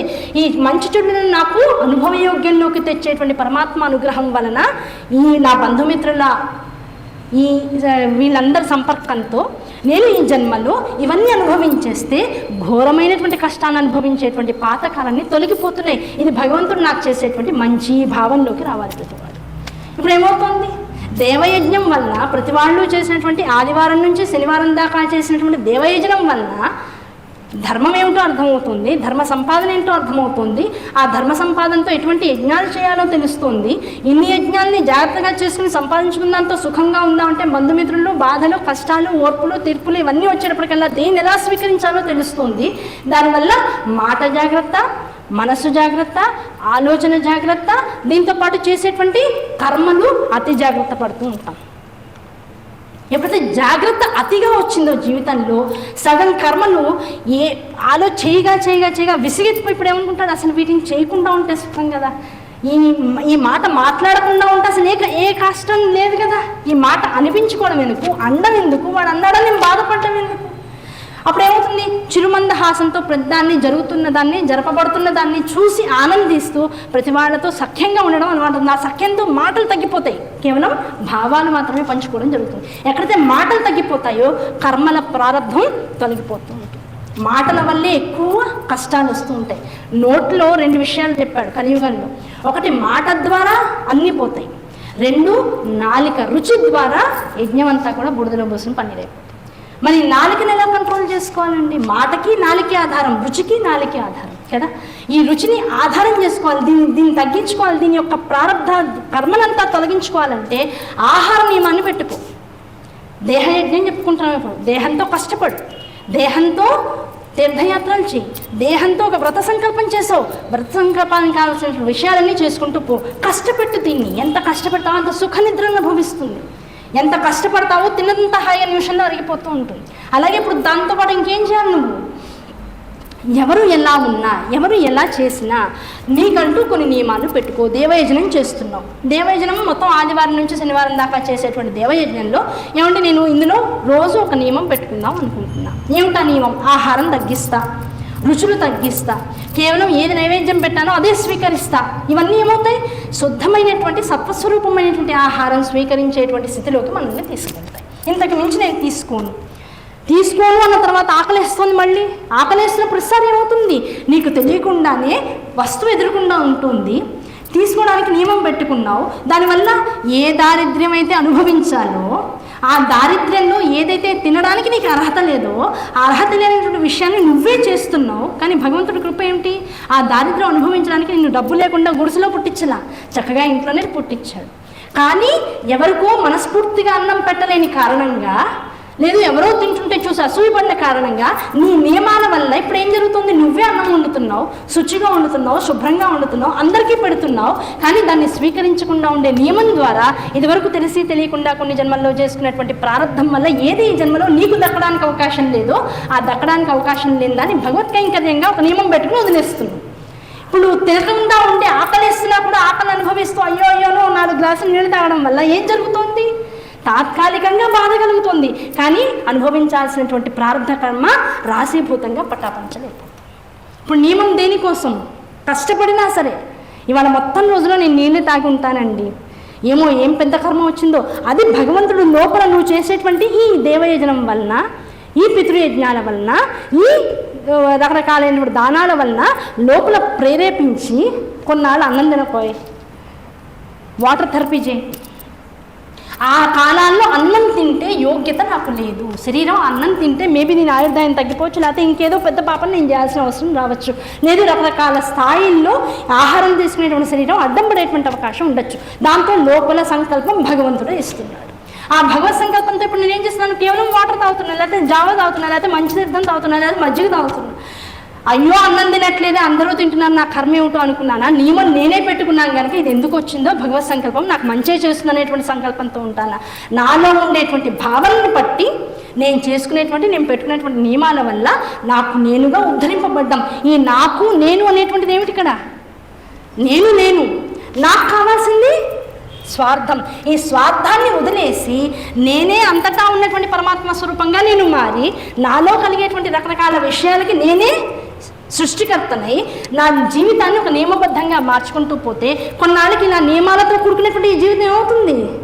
అహం బ్రహ్మాస్మి స్థాయికి వెళ్తుంది. కనుక నియమము అవసరమే, దేవయజనము అవసరమే, దానము అవసరమే, దాంతోపాటుగా ధర్మంగా ఉండడము అవసరమే. ఇవన్నీ దేనికి మనకు ఉపకరిస్తాయి? మనల్ని మనం ఉద్ధరించుకోవడం కోసం. ఆ ఉద్ధరణ దేనికోసం? కలసం నిండా నీళ్ళు తీసుకున్నాం, ఇన్నిసార్లు ఉద్ధరించడం అంటున్నాం కదండి. అసలు ఉద్ధరణ అంటే ఏంటండి? మనం ఉన్న స్థాయి నుంచి ఇంకాస్త పైకి ఎదగడం. ఇప్పుడు కలసంలో నీళ్ళు తీసుకున్నాం, దాన్ని అంతటిని మనం తీర్థజలంగా మొత్తం పూజానంతరం తీసుకుంటాం. అంత తీర్థజలంలోనూ ఇంట్లో ఉన్నది ఒక 8 మంది. ఆ 8 మందికి ఉద్ధరణతో నీళ్లు తీసి తీర్థాన్ని తీసి వాళ్ళ చేతిలో పోస్తున్నాం. మహేశ్వర పాదోదకం పావనం శుభం, లేకపోతే వెంకటేశ్వర పాదోదకం పావనం శుభం, ఉమాగౌరీ సమేత ఈ సోమనాథ స్వామి పాదోదకం పావనం శుభం. రకరకాల మన ఇష్టదేవతలు కావచ్చు, గృహదేవతలు కావచ్చు, మనం ఏర్పాటు చేసుకున్నటువంటి మండపంలో ఉండేటువంటి దేవతా మూర్తులు కావచ్చు, వాళ్ళందరి పేరు చెప్పి వాళ్ళ పాదోదకం పావనం శుభం అని నా చేతిలో పోస్తున్నాం. మొత్తం తీర్థమైనప్పుడు తీర్థం ఎత్తుకుని తాగొచ్చు కదా, ఉన్న 8 మంది శుభ్రం గ్లాసుల్లో పోసుకుని తాగొచ్చు కదా. ఉద్ధరణతో మాత్రమే ఎంత ఆవగింజ వేస్తే మునిగేంత మాత్రమే తీసి ఇది తీర్థం అని ఎందుకు అంటున్నావు? అది కూడా 3 సార్లు శ్రీ విద్యా ఉపాసకులు అయితే 4 సార్లు ఎందుకు అంత మాత్రమే తీర్థం అని ఎందుకు ఇస్తున్నావు? ఆ కాస్తే ఉన్న జీవితంలో నీకు ఒక 80 ఏళ్ల జీవితం ఉంది, ఒక 100 ఏళ్ల జీవితం మొత్తం ఆయుష్గా ఇవ్వబడింది. అందులో నువ్వు ఎంతైతే నిష్కామ కర్మగా నీకున్న దాన్ని స్వార్థరహితంగా ఎంత సంపూర్ణ భగవంతుడికి నివేదన చేయాలనేటువంటి ఒక స్థితప్రజ్ఞతతో నువ్వు భగవంతుడి ముందు ఉంటావు. అది మొత్తం నీ జీవితం అంతా కనుక కొలిస్తే చివరికి ఎంత ఉంటుంది అంటే ఈ తీర్థం ఎంత ఉంటుందో అంతే ఉంటుంది. నువ్వు అనుకుంటావు ఈ కాస్తికి అహంకరిస్తూ ఉంటావు. నీ అహంకారాన్ని తీసేయడమే ఉద్ధరణతో తీర్థాన్ని పోయడంలో ఉన్నటువంటి అంతర్రహస్యం. అబ్బో నేను ఇంత చేశాను, నేను అంత చేశాను, ఎంత కష్టపడ్డా మా కుటుంబం కోసం, అయ్యో నేను ఎన్ని త్యాగాలు చేశా, ఇవన్నీ బోల్డ్ చెప్పుకుంటావు కదలుగా. భగవంతుడి దృష్టిలో అంత వెన్నని ఒక వారం రోజుల పాటు తీసి పక్కన పెడితే, ఆ వెన్నని మళ్ళీ చిలికితే, ఆ వచ్చిన మీగడంతా పక్కన పెడితే, ఆ మీగడంతా కూడా చిలికిన దానిలో వచ్చిన మజ్జిగనంతా పక్కన పెట్టి మళ్ళీ వెన్ననంతా కాస్తే, ఆ వెన్ననంతా తీసి మళ్ళీ నువ్వు నెయ్యిగా మారిస్తే, ఆ నెయ్యి అంతా కింద రసనంతా పొంగ చివరికి మిగిలేదంతా 3 ఉద్ధరణలయ్యా. నువ్వు ఇంత అని చెప్పుకుంటున్నావు. అందులో నీ స్వార్థం, పరులు పొగడాలనేటువంటి ఒక కోరిక, అందరూ నన్ను చూసి అబ్బా అనుకోవాలనేటువంటి ఒక ఇది, నేనే చేస్తున్నాను, నేనే చేయగలనేటువంటి అహంకారం, వీళ్ళందరూ ఎందుకు పనికిరాలనేటువంటి ఒక దూషణ భావం, ఇవన్నీ అన్నింటిలోనూ కొంత సారంగా తీసేయబడుతూ ఉంటాయి. అన్నీ తీసేయంగా మిగిలేదంతా 3 ఉద్ధరణలే. అలా ఎన్ని ఉద్ధరణలు పోస్తే ఒక సీసా నిండాలి. ఈ దేహం అనేటువంటి జీవుడు పరమాత్మ దగ్గరికి చేరాలి. ఈ సీసా అంతా నిండితే ఉద్ధరణతో నీళ్లు పోయిగా ఎప్పుడో ఇది నిండుకుండలా వెళ్తుంటాయి ఆయన దగ్గరికి. ఆ నిండుకుండతో ఇంకా అభిషేకం చేస్తారట. అప్పుడు ఆ అభిషేకం ఎన్నడికి జరగాలి? ఆ ఉద్ధరణతో ఎందుకు ఇస్తారంటే అహంకారాన్ని వదిలే నువ్వు ఎంత చేసినా మిగిలేదు ఉద్ధరణి. ఆ ఉద్ధరణతో పోసిన ప్రతిసారి ఉద్ధరణని చూస్తూ ఉండాలి. ఇంతే నేను చేసింది ఉద్ధరించవయ్యా అని జీవితాంతం నీకు స్తోత్రాలు చేస్తున్నానే. ఈ ఉద్ధరణ అంతా కలిపితే ఎన్ని జన్మల ఉద్ధరణం, అవునా కదా? ఇంత భావం నీలోకి రావడానికి ఇంత. కనుక ఏ వారం ఏం చేస్తున్నాం, అసలు ఈ పూజలు ఎందుకు చేస్తున్నాం, ఈ కావితార్థాలతో విషయాలన్నీ ఎందుకు చేస్తున్నాం, ఇవన్నీ చేయడంలో అంతర్రహస్యం ఏమిటి, అసలు ఇలా చేయాలని ఎవరైనా చెప్పారా? ఇన్ని డౌట్స్ మనకే చాలా ఉంటాయి. ఇప్పుడు శివపురాణం చదివిన తర్వాత ఏమర్థమైంది? ఓహో, ఆదివారం నాడు ఇలా చేయమని శివపురాణంలో ఉంది, శివుడే స్వయంగా చెప్పాడు. సోమవారం ఇలా చేయమన్నాడు, మంగళవారం ఇలా, బుధవారం ఇలా, గురువారం ఇలా, శుక్రవారం ఇలా, శనివారం ఇలా, బాగుంది. అయితే ఋషులకు మళ్ళీ డౌట్ వచ్చింది. మొదటి రోజు మనం ఆ డౌట్ కూడా అనుకున్నాం. ఏమండి మీరు చెప్పేవేమో పూజలు బాగున్నాయి, నైవేద్యాలేమో రోంత్ అంటున్నారు. ఇప్పుడు నైవేద్యం తిని మేము ఉండిపోవాలా, అంతేనా మా జీవితం అంటే? దానికి ప్రత్యామ్నాయంగా మళ్ళీ ఏం చేస్తున్నారంటే నందికేశ్వరుడు, అయ్యా పెట్టేటువంటి నైవేద్యం ప్రసాదంగా స్వీకరించు. ఆ ప్రసాదంతో అల్పాహారము, దాంతోపాటుగా మహానైవేద్యము, 2 రకాల నైవేద్యాలు పెడతాం. అంటే మధ్య పానీయం మధ్యలో ఇస్తూ ఉంటాం దేవుడికి. ఆ మధ్యలో మహానైవేద్యం పెట్టడానికి మధ్యలో కొంత భోగంగా కొద్దిగా వడపప్పనో పానకమనో, లేకపోతే ఇంత ముందు మనం ఆదివారం నుంచి శనివారం దాకా చెప్పినటువంటి కొన్ని వస్తువులు ఎలాగైతే కైంకర్యం చేయమన్నామో అవి అల్పాహారంగా మధ్యలో పెడతాం. అది కాక మహానైవేద్యానికి కొన్ని వస్తువులు ఉన్నాయ్యా, అవి ఇప్పుడు తెలుసుకో. మొత్తం వారం ప్రాతినిధ్యం చెప్పాం. ఆ వారంలో ఏ దేవతను పూజించాలో చెప్పుకున్నాం, ఆ దేవతతో పాటుగా ఎటువంటి నైవేద్యం పెట్టాలో చెప్పుకున్నాం, ఆ నైవేద్యం పెడుతూ ఎటువంటి పూజా విధానాన్ని చేయాలో, ఎటువంటి నామాలు చదువుకోవాలో తెలుసుకున్నాం. ఇప్పుడు ఏం చేస్తున్నాం, మహానైవేద్యం అనేటువంటి ఒకటి ఉంటుంది. జీవులందరూ చేసేటువంటి, కలియుగంలో చేసేటువంటి అతిపెద్ద తప్పు చెప్తాను విను. నైవేద్యం పెట్టాలి, నైవేద్యం లేని ఇల్లు శాంతను పొందదు, ఆ ఇంట్లో ఉన్న వాళ్ళందరూ కూడా ఆనందాన్ని పొందలేరనేటువంటి విషయం తెలుసుకున్న వాళ్ళు భయానికి కొంత నైవేద్యం పెట్టేస్తుంటారు. ఏదో మా గురువుగారు చెప్పారండి, 5 రాక్షపళ్ళు పెడితే చాలట, 2 అరటిపళ్ళు పెట్టేస్తే చాలట, ఇవాళ పని అవ్వలేదు కనుక స్వామికి పాలు కల్పించేస్తే చాలట. చాలా నువ్వు దాంతోనే ఉంటున్నావా? ఉండగలవా? ఉండలేనప్పుడు స్వామి ఇది ఊరికే కొద్దిగా తీసుకోవయ్యా, అత్తగారు మామగారు ఇంటికి వచ్చారు, ఏమంటే వంట ఉండేటప్పుడు కాస్త అల్పాహారం పెడతాను అంటావు, రోజు నీకు అలవాట్లేదు, వాళ్ళకి అల్పాహారం కావాలి పెడుతున్నావు, దాంతోనే ఆపేస్తున్నావా? ఇదే మొత్తం మధ్యాహ్నం లంచ్ అనుకో, రాత్రికి డిన్నర్ అనుకో, మళ్ళీ మధ్యలో చేసే పకోడీలు అనుకో అంటున్నావా? అనట్లేదు కదా, అది కేవలం ఆ సమయానికి పెట్టేటువంటిది మాత్రమే.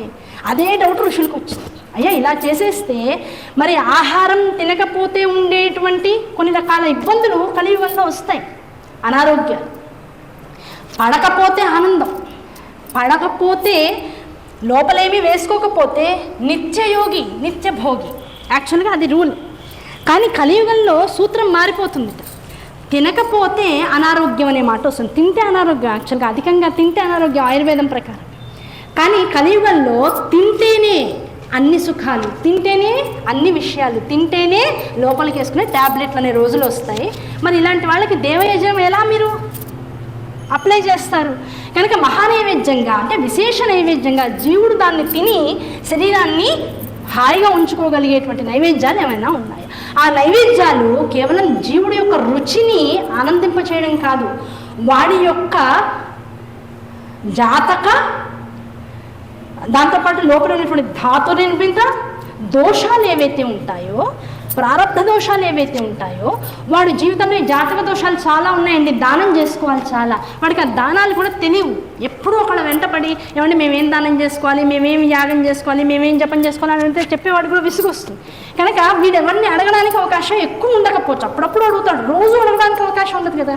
కనుక వాడు చేసేటువంటి ఈ నైవేద్యాల వల్ల వాడి జాతక దోషాలు పోవాలి, వాడికి ఉన్నటువంటి ధాతువులు, సప్తధాతువులు ఉన్నాయి కదా, సప్తధాతు నిర్మిత దేహం అని చెప్తాం కదా, ఈ ధాతువులన్నీ కూడా పుష్టిని పొందాలి. పుష్టి అంటే వీడికి అనారోగ్యం, ఆ పుష్టి ఉంటే రాదు. కనుక ఆరోగ్యాన్ని ఇవ్వాలి, ఆనందాన్ని ఇవ్వాలి, దోషాన్ని పోగొట్టాలి. అలాంటి నైవేద్యాలు కూడా చెప్పండి అయ్యా ఉంటే అని అడిగాడు. వెంటనే నందికేశ్వరుడు చెప్తున్నాడు. నందికేశ్వరుడు చెప్పి, అసలు నైవేద్యము అంటే అర్థం ఏమిటి? మనం చేసేటువంటి ప్రతి కర్మని భగవంతుడి పాదాల దగ్గర పెట్టడం. పొద్దున ముందు శరీరానికి ఇన్ని గంటల పాటు ఏమీ లోపల పడకుండా నిద్ర అనేటువంటి స్వల్పకాలిక లయంలో ఉండిపోయింది. ఆ లయంలోంచి బయటికి తీసుకురావడం కోసం పూజాధికారులు కొంత నిర్వహించి కాస్త వడపప్పు, పానకము, ద్రాక్ష పండు, అరటిపండు నైవేద్యం పెట్టి కాస్త భగవంతుడి దగ్గర ప్రసాదం స్వీకరించకుండా లేవడం సత్యనామతంలో లోపంగా చెప్తాడు. అందుకని ఆ కాస ప్రసాదం నోట్లో వేసుకుంటే వీడికి కూడా తర్వాత స్తోత్రాలు చదువుకోవడానికి ఒప్పుకుంటుంది. ఏమంటే తిని చదువుకోవచ్చని శివపురాణం చెప్తుంది. ఇంకెవరిని జీవితంలో అడగక్కర్లా. ఆ కాస ప్రసాదం ఎలాంటి ప్రసాదం? పండు, లేకపోతే ద్రాక్ష, లేకపోతే చిన్న వడపప్పు పానకంలో, లేకపోతే మనం చేసినటువంటి వడపప్పు పానకం, దాంతోపాటు ఇంకోటి ఏం చేస్తాం, దాన్ని కాస్త ఉండ చేసి నోట్లో వేసుకోవడం, తీర్థంగా ఆచమానం చేసి లేవడం, ఈ లోపల మహానైవేద్యం చేసుకోవడం, స్తోత్రాలు, లలితా సహస్రనామం చదువుకో, శివ సహస్రనామం చదువుకో, విష్ణు సహస్రనామం చదువుకో. ఆ గ్యాప్లో చక్కగా దీపం కొండెక్కకుండా అందులో నూనెనో ద్రవ్యాన్నో, ఏ ద్రవ్యాన్నైతే వాడి నువ్వు దీపారాధన చేశావో, ఆవు నెయ్యో, నువ్వుల నూనె, కొబ్బరి నూనె, నీకు నచ్చిన దాన్ని, నీకు అలవాటుగా ఉన్నదాన్ని, నీకు స్తోమత ఉన్నదానిలో చక్కగా మళ్ళీ వడ్డించుకుంటూ దీపారాధన కొండెక్కకుండా చూసుకుంటూ ఈ స్తోత్ర పారాయణలన్నీ చేసుకుని అప్పుడు మహానైవేద్యాన్ని ప్రిపేర్ చేసుకో. ఎటువంటి నైవేద్యాలు చేయాలి? సోమవారం నుంచి మొదలెట్టుకుని శనివారం దాకా మళ్ళీ దీనికో లిస్ట్ చెప్పడం మొదలెట్టారు.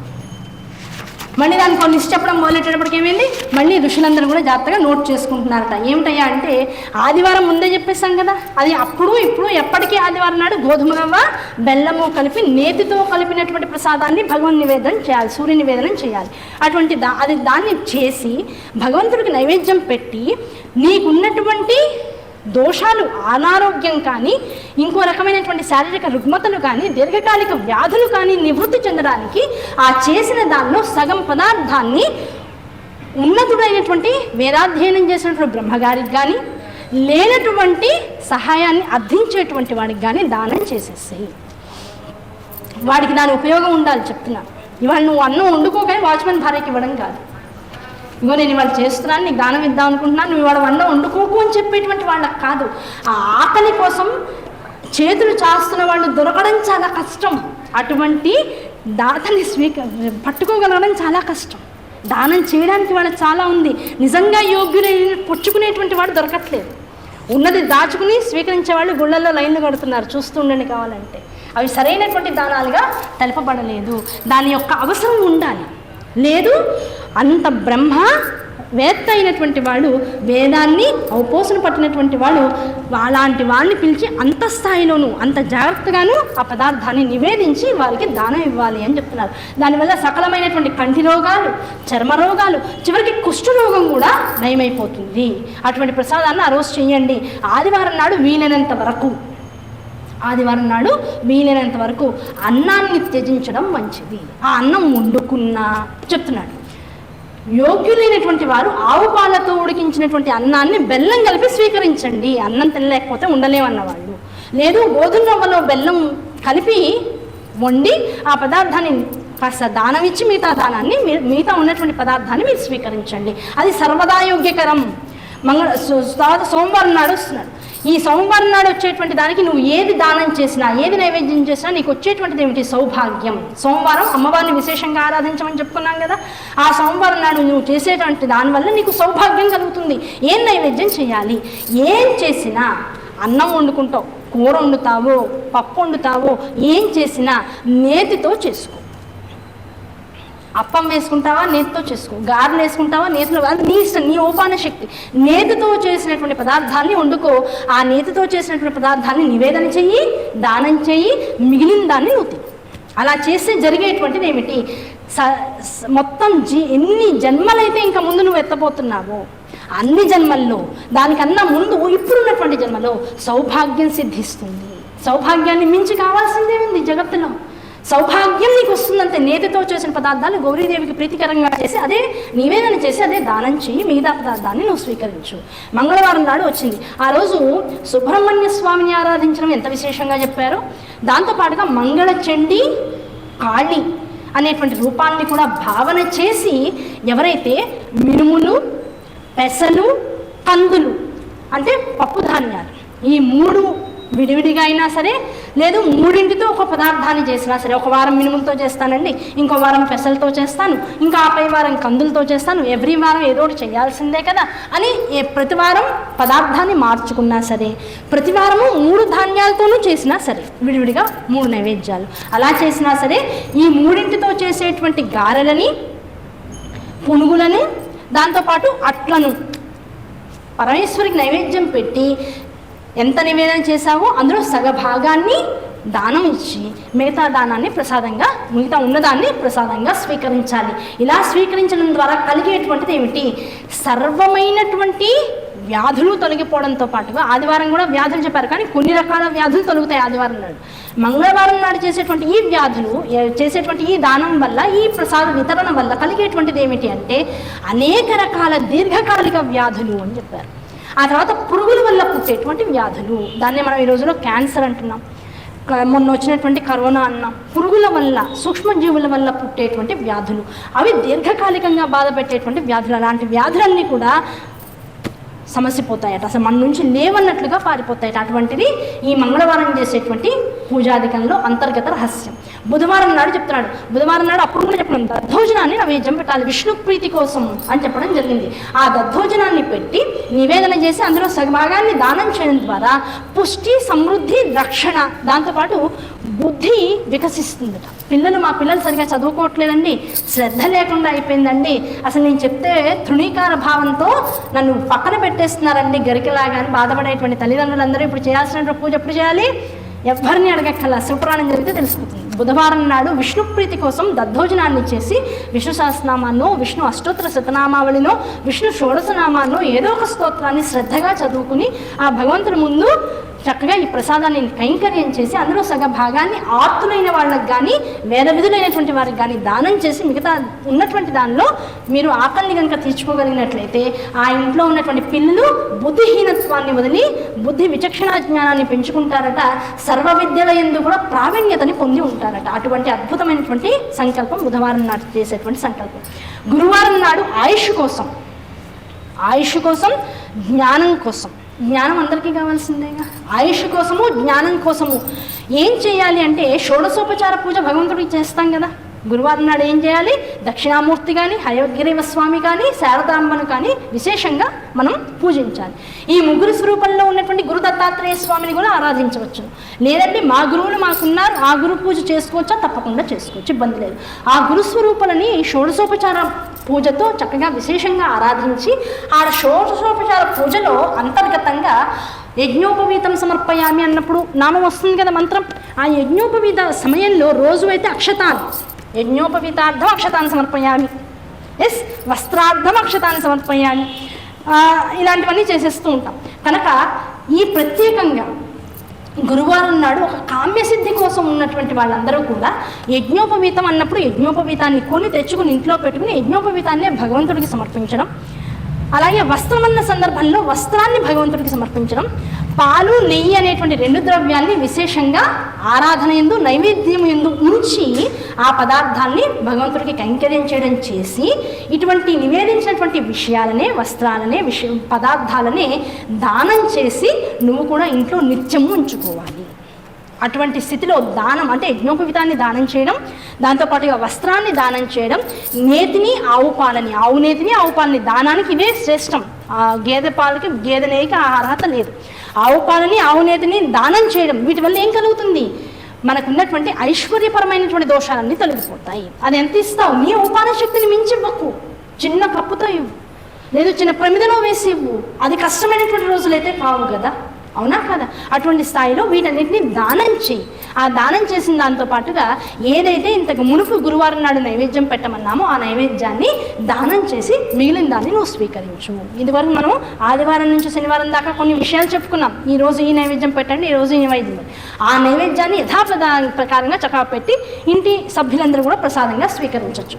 శుక్రవారం నాడు వచ్చేటప్పటికల్లా అక్కడ ఇక్కడ కూడా చెప్పిన విషయం ఏంటి, షడ్రసోపేతమైనటువంటి భోజనాన్ని చక్కగా వండి ఆ వండిన దానిలో చక్కగా ఒక 3-4 విస్తరాకులు నిండా మనం వండిన పదార్థాలన్నీ కూడా పెట్టి ఒక విస్తరాకుని వేద విధుడైనటువంటి బ్రాహ్మణుడికి ఇవ్వడం, మిగతా విస్తరాకులకి ఇంటిని ముత్తైదుకు పిలిచి ఆ రోజున తప్పనిసరిగా సువాసిని పూజ చేయమని చెప్తున్నారు. ప్రతి శుక్రవారము సువాసిని పూజ చేసుకుంటూ స్త్రీలను చక్కగా ప్రేమగా గౌరవించి ఆదరించి ఇంటికి పిలిచి వారికి సర్వమైనటువంటి అలంకారాలను వారికి ఇచ్చి దాంతోపాటుగా ఈ షడ్రసోపేతమైనటువంటి భోజనాన్ని వాళ్ళకి పెట్టి వస్త్రాదులతో వాళ్ళని అలంకరించి వాళ్ళని ఆనందపూరితులను చేసి చక్కగా వేసుకోవడానికి తాంబూలాన్ని కూడా ఇచ్చి బొట్టు పెట్టి ఇంట్లోంచి పంపిస్తే అలాంటి ఇంట్లో డబ్బుకి కానీ సుఖానికి కానీ సౌభాగ్యానికి కానీ ఆయుష్కు కానీ ఏదైనా వైక్లభ్యం ఉన్నట్లుగా ఉంటే అదంతా అసలు ఆ వంశము నుంచే తీసేస్తారట భగవంతుడు. ఇంతకుమించి ఇంకేం కావాలి? ఇప్పుడు కొత్త రకమైనటువంటి ఆలోచనలు పుడుతున్నాయి. ఏమంటే శుక్రవారం నాడు పసుపు కుంకాలు ఇవ్వచ్చా? ఆ పసుపు కుంకాలు తీసుకున్న వాళ్ళు ఇంట్లోంచి వెళ్ళొచ్చా? మాకేమన్నా దోషాలు వస్తాయా? అదే అన్నిటికన్నా వితరణగా పంచమంది శుక్రవారం నాడంటే ఆ శుక్రవారం మా ఇంట్లోంచి వెళ్ళొచ్చా అని అడుగుతారు. అది ఎలాంటి విషయాల్లో అంటే మన ఇంటికి ఆడపిల్ల వస్తే ఏదో చాలా నెలల తర్వాత సంవత్సరాల తర్వాత మన ఇంటికి వస్తుంది. ఆ వచ్చిన ఆడపిల్ల శుక్రవారం నాడు ఇంట్లోంచి కదిలి వెళ్ళిపోతే ఏదో మన ఇంట్లోంచి అమ్మవారే వెళ్ళిపోయిన భావన మనకు ఉంటుంది కనుక, అవునా కదా? ఆ భావంతో ఏదో శుక్రవారం నాడు పంపించనండి, ఏదో మంగళవారం నాడు పంపించనండి, ఏదో ఆ అత్తగారి ఇంట్లోంచి ఇంకొక రోజు మన ఇంట్లో ఎక్స్ట్రా ఉంటుందనే భావంతో పెట్టుకునేటువంటి విషయాలే తప్ప అంతకు మించి ఇంటికి ముత్తైదు వస్తే బొట్టు పెట్టచ్చా అనే పద్ధతి కూడా చాలామంది ధర్మ సందేహాల్లో అడిగేంత స్థితి వచ్చేసాం మనం. ప్రారంభం అది మనం కనుక ఎప్పుడు ఇంటికి ఎవరు వచ్చినా బొట్టు పెట్టి పంపించడం చక్కటి విషయం.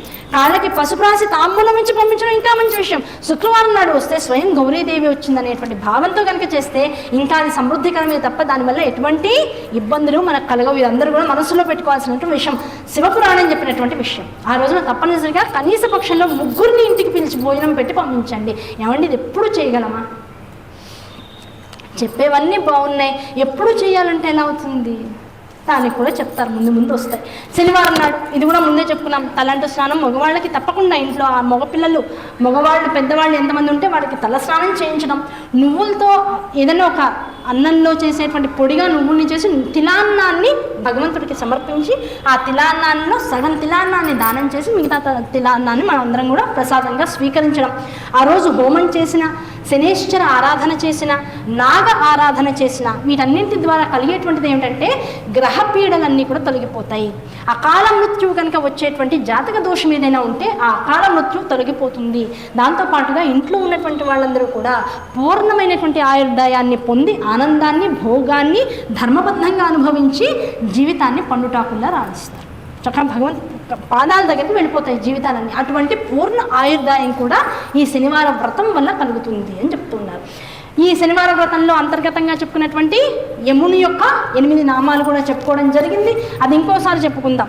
ఈ 2 రోజుల్లో నిన్న ప్రవచనం జరగలేదు. మొన్న సాయంకాలం నుంచి దాదాపు 9:30 నుంచి తెల్లవారు 3 అని కూడా చూసుకోకుండా ఇంటర్నేషనల్ కాల్స్ దగ్గర నుంచి అన్నీ వచ్చి దాదాపుగా ఇప్పటికి నాకు ఒక 500-600 కాల్స్ వచ్చాయి. ఏంటంటే ఈ నామాలు మళ్ళీ చెప్పండి, యూట్యూబ్ చూసుకోమంటే నేను మీరు మళ్ళీ చెప్పండి అడుగుతున్నాను కనుక మళ్ళీ ఇంకొకసారి జాగ్రత్తగా మనం పరిశీలిస్తే ఆ నామాలు యమాయ నమః, వైవస్వతాయ నమః, సమవర్తినే నమః, సంయమనీపురాధీపాయ నమః, ధర్మరాజాయ నమః, కృపాళవే నమః, చిత్రగుప్తాయ నమః, కింకరేభ్యో నమః అనేటువంటి 8 నామాలు. కనుక ఈ 8 నామాల్ని ఆ శనివారం నాడు తప్పనిసరిగా ఉచ్చరించడం, భక్తితో శ్రద్ధతో అనుకోవడం, ఆ యముడికి తిలాన్నాన్ని సమర్పించి నమస్కారంగా భావనతో దానం చేసి మిగతా భాగాన్ని తినడం. అయితే ఏమంటే దానం అని ప్రతిరోజు అన్నారు. మాకు ఆ శక్తి ఉండద్దా?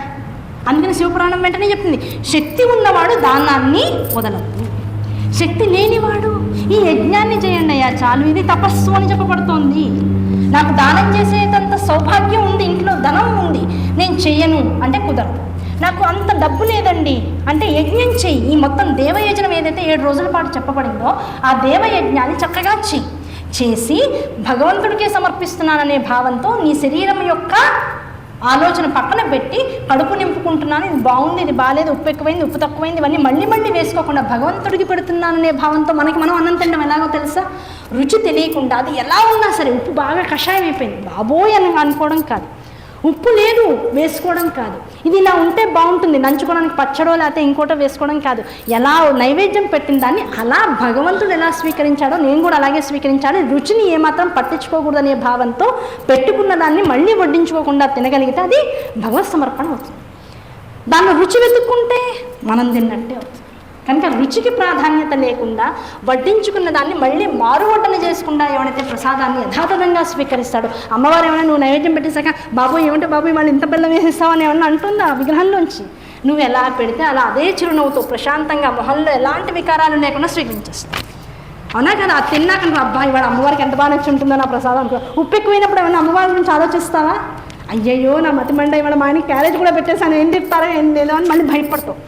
ఎదురుకుండా పెట్టిన అమ్మవారి ఏమవుతుందో అని ఆలోచించవు. బాగుంటే మాత్రం ఆహా ఇవాళ మా అమ్మవారికి ఎంత మంచి ప్రసాదం ఉంటుంది. అహంకారం మనిషి. కనుక అహంకారం పోవాలంటే ఏం చేయాలి? ఉన్న ప్రసాదాన్ని దేవయజ్ఞంలో భాగంగా నువ్వు రుచికి ప్రాధాన్యత ఇవ్వకుండా స్వీకరించు. దానం చేయలేని వాడు యజ్ఞాన్ని తపస్సుగా మార్చుకొని చేస్తూ పోండి. అలాంటి యజ్ఞం ఎక్కడైతే జరుగుతుందో దానివల్ల ఏం జరుగుతుంది? వీటి వల్ల భౌతికమైనటువంటి ఫలములతో, భౌతికమైన ఫలాలంటే ఈ దేహం ఉన్నందుకు గాను ఈ జగత్తులో ఉన్నందుకు గాను ఎటువంటి ఫలాల్ని ఆశించి జీవుడు గృహస్థాశ్రమ ధర్మంలో ఉన్నాడు కనుక కావాలి, నాకు అది కావాలి, నాకు ఇది కావాలి, నాకు అన్నీ కావాలనిపిస్తూనే ఉంటుంది.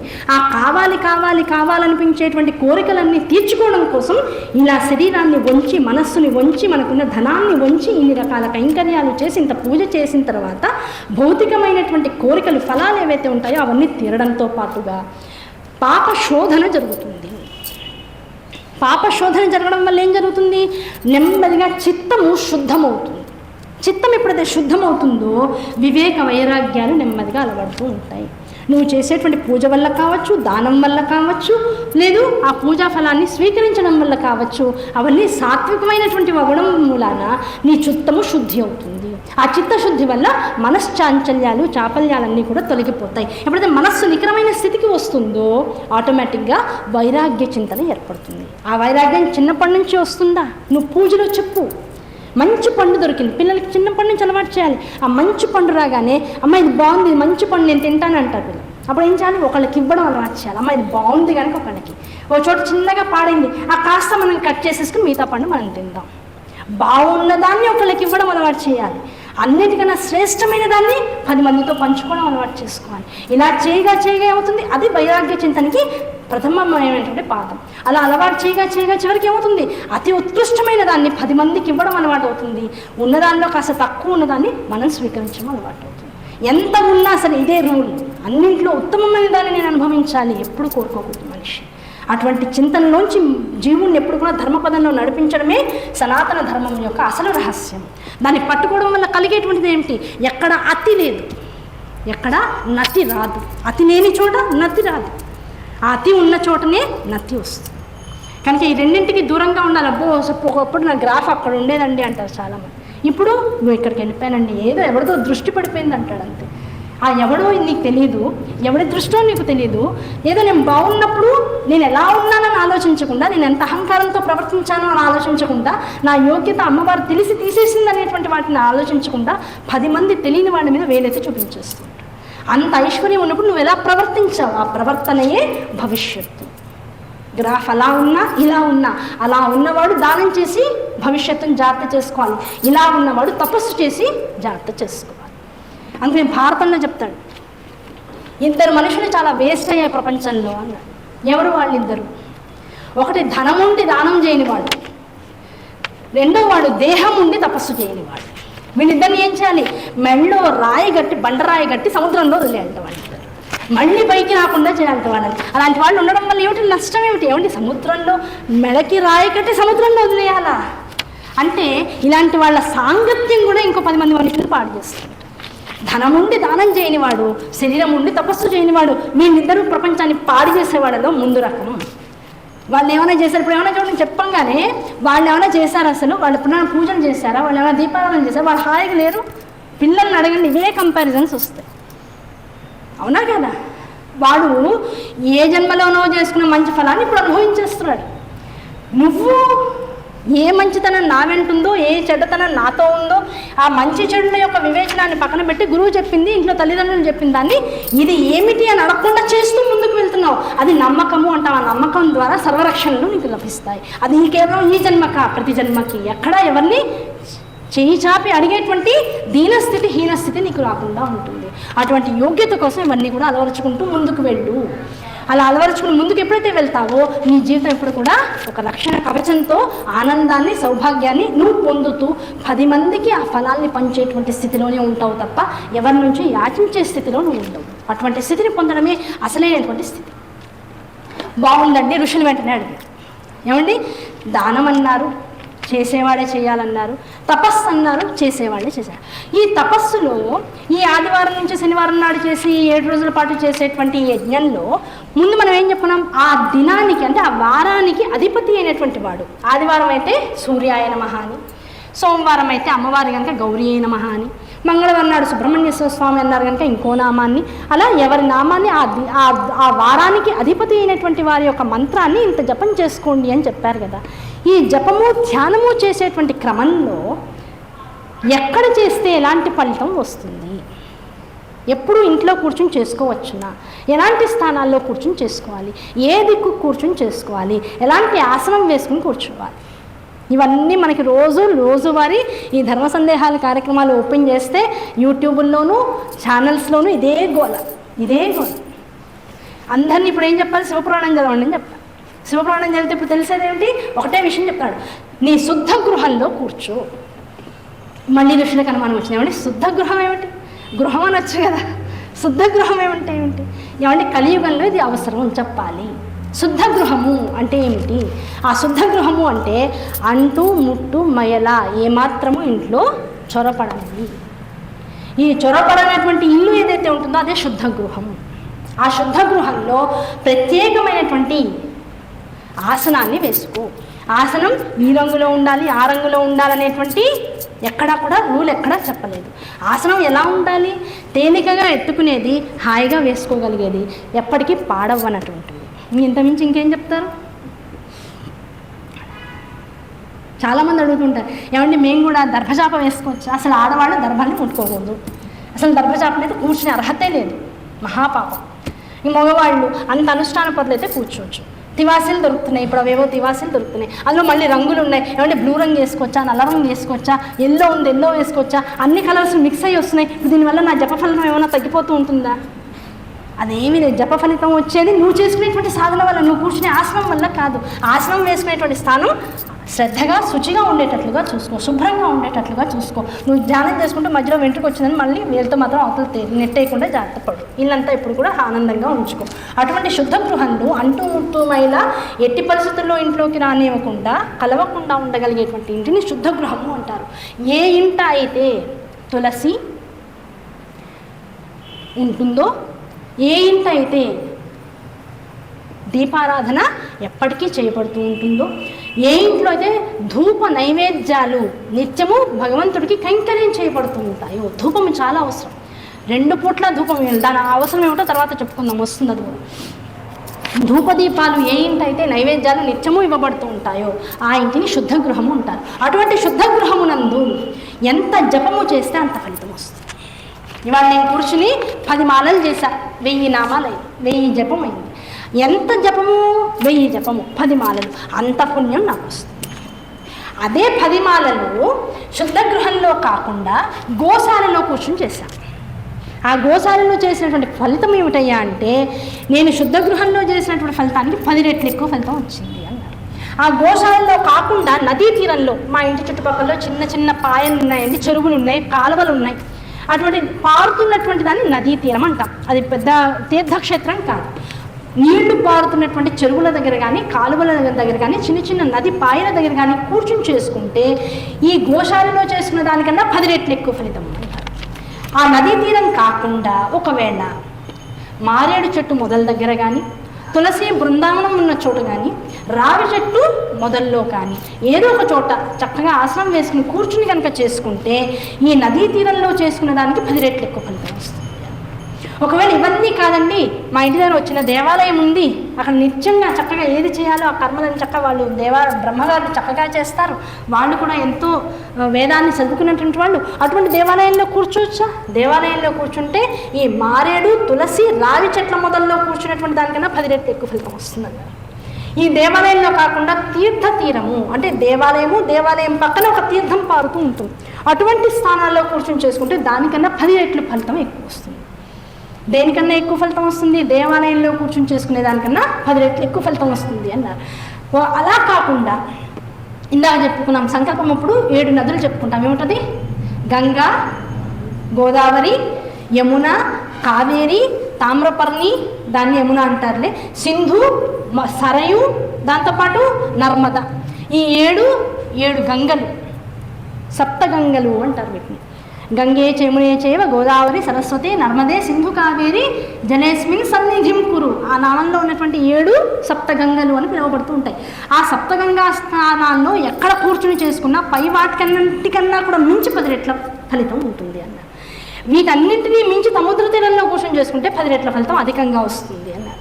సముద్ర తీరం కన్నా కూడా 10 రెట్ల ఫలితం అధికంగా పర్వత శిఖరం దగ్గర కూర్చొని చేసుకుంటే వస్తుంది అన్నారు. ఏమండి, అన్నీ బాగున్నాయండి, అన్ని రకాలు చెప్పేశారు. ప్రకృతిలో ఎన్ని రకాల విభాగాలు ఉన్నాయో అన్నీ చెప్పేశారు. చివరిగా ఇంకేమైనా చెప్పాల్సింది ఉందా?